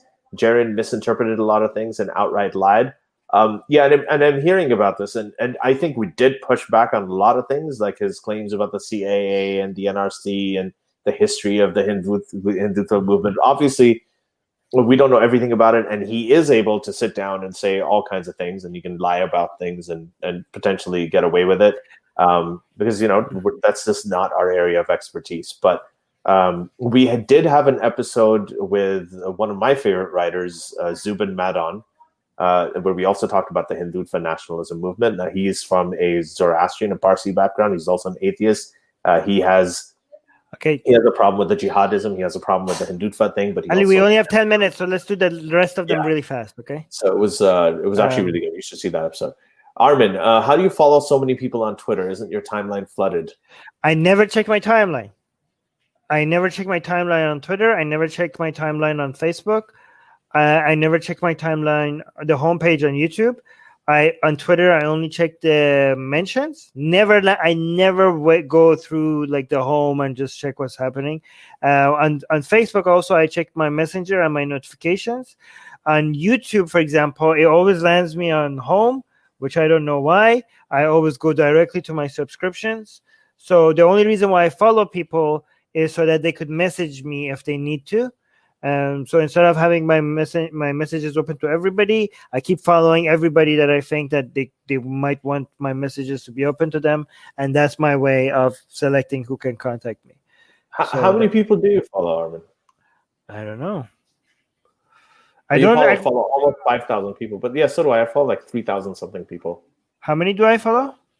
Like 4,994. Yeah, almost 5,000, but I don't follow them to actually follow what they're tweeting. Yeah. You don't have a verified account. I thought you did. Do you have a verified? You should be. No, but no followers. Yeah, but how do I get verified? Didn't Twitter close that? Oh, I got verified at the time when you couldn't apply. They just sort of verified me. I mean, I have 51,000 followers and I'm not verified, and this is why Sarah Hayter is not verified either, because she has a lot of followers, but she's not, verified because they just closed that down. The verified thing is overrated anyway. Yeah, I think there was a time when you could apply for it, but I got verified before that, so I don't know anything about the application process. Yeah, I don't care. Anyway, next question. Let's do that. We already did this, Armin. Oh, we did? Yeah, we did. Okay. So Kieran Evans is saying, have either of you had sex with a demon recently? That's the only people. I'm a demenophile. It's the only people I ever have sex with is demons. How can you tell if somebody is a demon or not? Yeah. Do you know where the background of this question, right, Armin? Yes, I know. I already posted like 4 memes about it on Facebook on Atheist Republic. The new doctor, like Trump's new favorite doctor. Yeah, that's crazy. Yeah, demon Oh, aliens, alien DNA for vaccines, and are you having gonna sex miss with. this time? This time in our, I Yeah, am. yeah. How, like, I do get sad. Was it worth? I think 4 years of all the human rights and people, suffering and the damage to the planet.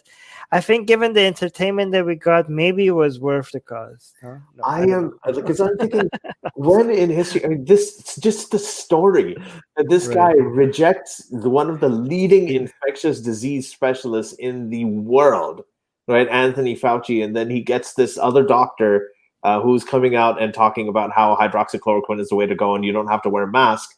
And then it turns out she's talking about being impregnated by demon sperm and so the alien This is sperm. like a 4-year dream.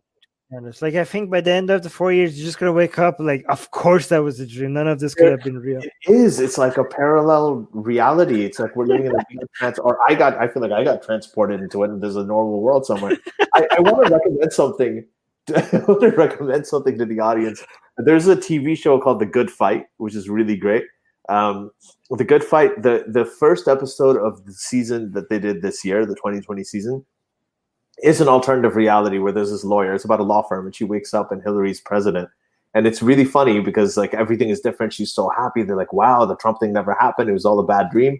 But then she goes into her office and turns out their client is Harvey Weinstein, and she has to defend him because the Me Too movement never happened. So it's just kind of, it's really interesting about all of the good stuff that has come out of the Trump administration thing as well. Disidentity is saying, in addition to GV, okay, how do you deal with, or have you, he's saying, well, okay. How do you deal, or do you even have to deal with FOMO, the fear of missing out? It's the urge constantly being online, not to miss big happenings, etc. Right. So you replace FOMO with opportunity, with the idea of opportunity cost. Okay. So the way to deal with FOMO, like the fear of missing out, is to know that you are always missing out. And that's a good thing, because every time you're consuming anything, there's an opportunity cost associated with it that you're not consuming something else, right?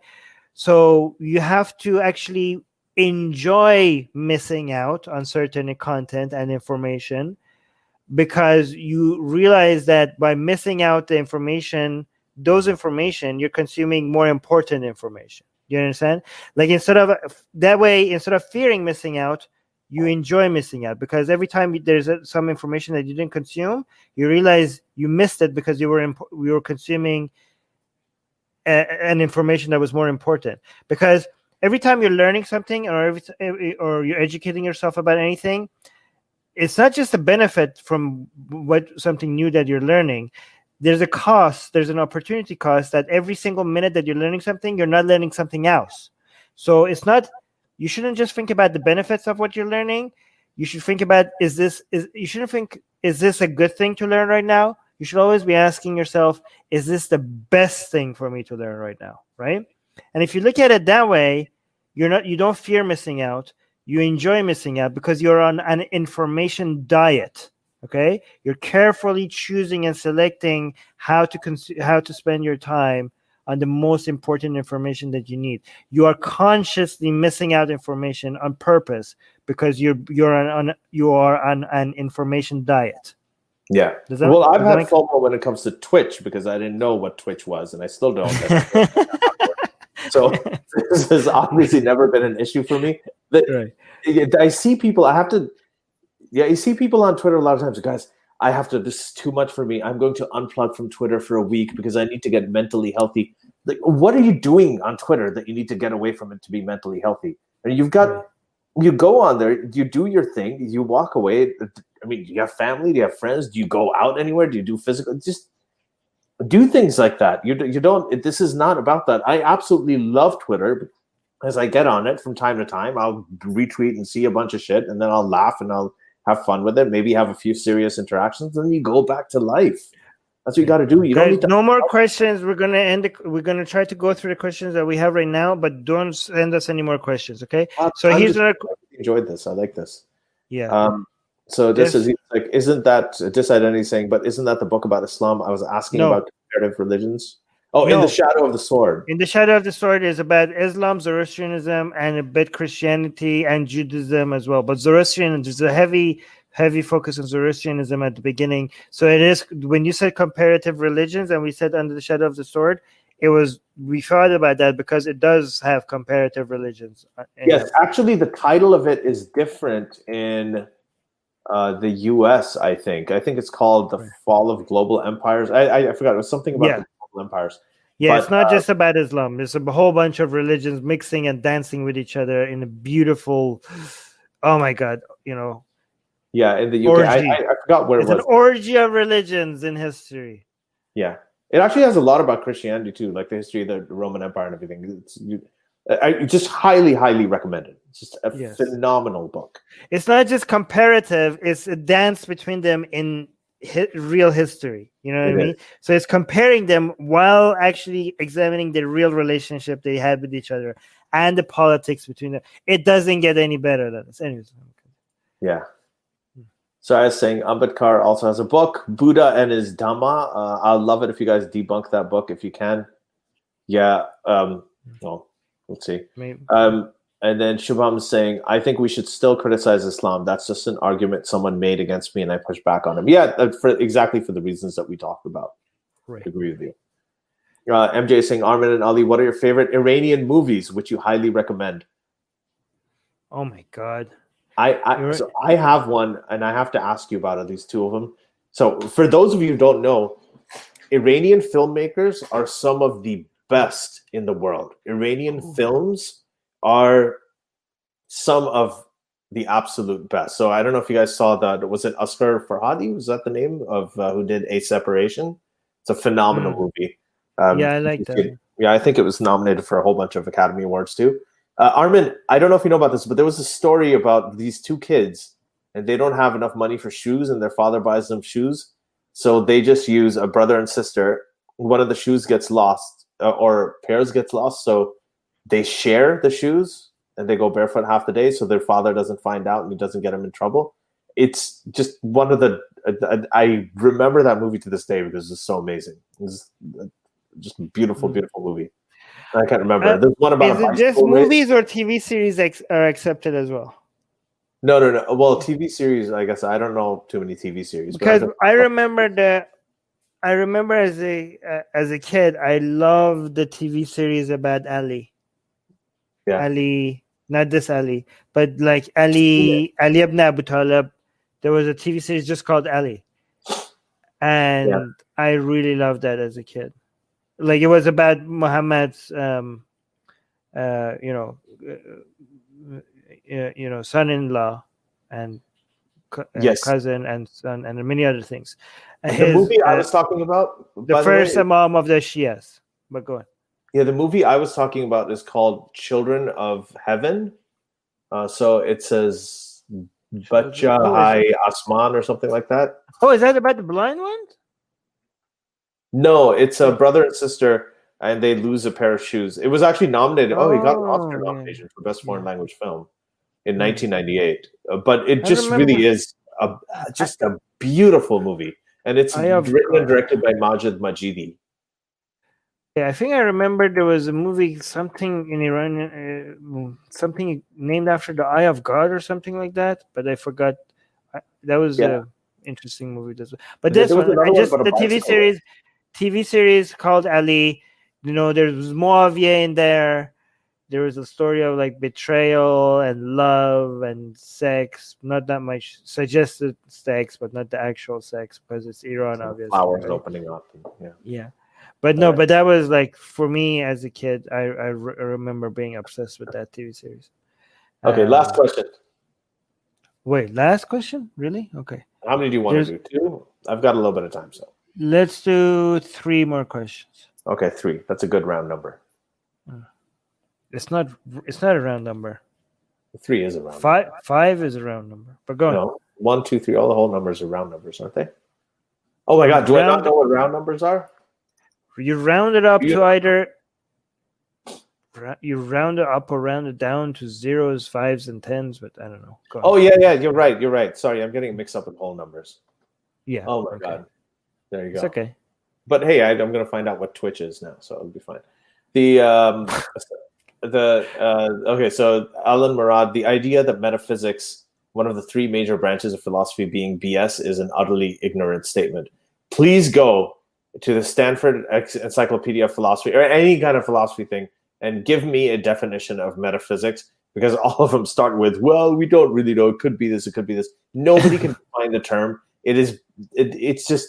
I'm sorry. It's just bullshit. I'm not the first one who said it. There's a lot of other philosophers. Yeah, who it said is bullshit. Yeah, there's a lot of But physicists. it's also a lot of metaphysics. Also involves claims just like this, that you just say it without backing it up with any evidence. Yeah, nobody can agree on what it is. Like the questioning of, yes, you're right, ontology, epistemology. These are branches of metaphysics. Of course, those are legitimate. All of those things are legitimate. They say the scientific method is a form of metaphysics. I think so. Everything is metaphysics that you like, right? It's just, but there's a whole bunch of bullshit. If you want to defend metaphysics, you just include the things that you think are good under that umbrella, and you exclude the things that are. Yeah, exactly. So, okay, Shubham, do you think people who hate Trump but don't want to vote for Biden should vote even if they don't like it, just to get Trump out of office? Yes, of course. But yeah. Listen, you've got two. When you have a parliamentary system, you can vote for who you like. If you have multiple parties, like you have here in Canada, like you have in other places, vote for whoever you like. Parliamentary democracy, you can vote your conscience, you can do that. But when you have a two-party system, the way it turns out, inevitably, is that often you have to vote because you're voting against someone as much as you're voting for somebody. So you may not. I don't understand people who say, like, I'm not going to vote for the lesser of two evils. Why the fuck not? It's a lesser evil. Like, what the hell? You're right. It's a two-party system. And I happen to, by the way, I love Biden, so I don't think he's a lesser of two evils. I actually really like it. He's asking a question. The people who don't like Biden, right? Yes, you should still vote for Biden because Trump. Obviously. Yes, and one of the most important polling statistics that you're going to hear this year is that people who in 2016 who hated Hillary and Trump, like, oh, I hate both of them, I don't like either Hillary or Trump, they broke disproportionately for Trump, and they voted for Trump because he was like the new guy, could turn everything around. This year, and this is a huge difference, people who hate Biden and Trump, they're like, oh, I hate both of them, I hate Biden and Trump. They are breaking massively for Biden, including a lot of Trump's old supporters, especially the older senior citizens, old white people. They're breaking for Biden. So that's a big difference. That probably hasn't. Okay, so before we show the last question, I just want to mention that the reason why you're not seeing super chats on our live stream is because YouTube decided to demonetize completely Secular Jihadists because of an episode that we had on fighting against white supremacy. Okay, so we had an episode against white supremacy, but it had so much discussion with a former white supremacist or white nationalist. I'm sure he wasn't clear on that. I mean, he didn't like white supremacy, saying what more accurate was that he's close to white supremacists. Yeah, right? Leon Korteweg, amazing guy. We had him on the show to investigate how do people leave that ideology and to try to use it as a way to fight that, and how one person left to tell us what is a good way to fight against these ideas. But it had so many white supremacy, like, and the keywords and in the title and everything, that YouTube decided that, this channel is our channel is a white supremacist channel. And even when we appealed it, YouTube was like, no, you guys are clearly white supremacists. Even though the video that they decided that proves that we're white supremacists was completely designed to fight against white supremacy, which is amazing. Okay, but that's why you're not seeing any super chats in the live chat, and that's why wherever you're listening this on Facebook, YouTube, on your favorite podcast app, please consider becoming a patron. Link is in the description. And also do not become a patron and do not support us if you're struggling financially. Sometimes I get messages from people that are saying, oh, times are tough, but they still want to support us and they're going to become a $1 a month, and no, like, don't do that at all. You can support us by sharing, liking, sharing our video, liking, and subscribing to our channel, YouTube channel. Do not support us at all. Do not even think about it if you're struggling financially. Okay. Anyways, right. Did you And we got demonetized. I did not see that coming. I did not see. Okay. Yeah, we're gonna demonetize it. Okay, let's go. Last question from British Pakistani atheist. This isn't a question, but thank you. But You guys it's are nice. heroes. I know nuance doesn't help growth on YouTube, but keep up the great work. Thank you very much. Here's the question. Thank you. That's very sweet. Thank you. Yeah. Michelle Abdullah is saying, do you think the surge of conspiracy theorists will have a long-term global impact after COVID-19 is over? I mean, conspiracy theories have been with us always, and they keep growing when global things happen. When major things happen, it would be surprising for you not to see conspiracy theories. But I don't think there's anything surprising about the surge of conspiracy theories, especially with the COVID stuff. Like, I think I would have been surprised if we had such a major global event happening and there wasn't a surge in conspiracy theories. I would be like, what? Like, that would be my expectation, right? But yeah. I don't know. I don't think it will have a long-term global impact after COVID-19. But I mean, as opposed to what? They have always been, these conspiracy theories have always had a global impact. Been with us all the time, and they're very damaging, obviously, because they take attention and resources away and eyeballs away from serious solutions, right? That's right. I actually think that it will have a long-term global impact, but it's just conspiracy theorists in general. And the worst example, and one of the most historically tragic examples of this was the case of Andrew Wakefield, and he was the one who published the paper in The Lancet in 1998 showing a connection between vaccines and autism. That paper was retracted. He was discredited. It was completely debunked. Loads of studies came out showing that there's no association between vaccines and autism, yet the damage that he has done lives on. And it affects not only kids who are not being vaccinated because of this paranoia, but also the other kids that have to associate with them and go to school with them. So they can have a lot of real life harm. And this actually goes back full circle to Armin's point about why something like Sufism can be dangerous. Is that even if you have something harmless, like, oh, don't vaccinate your kids, they'll get autism.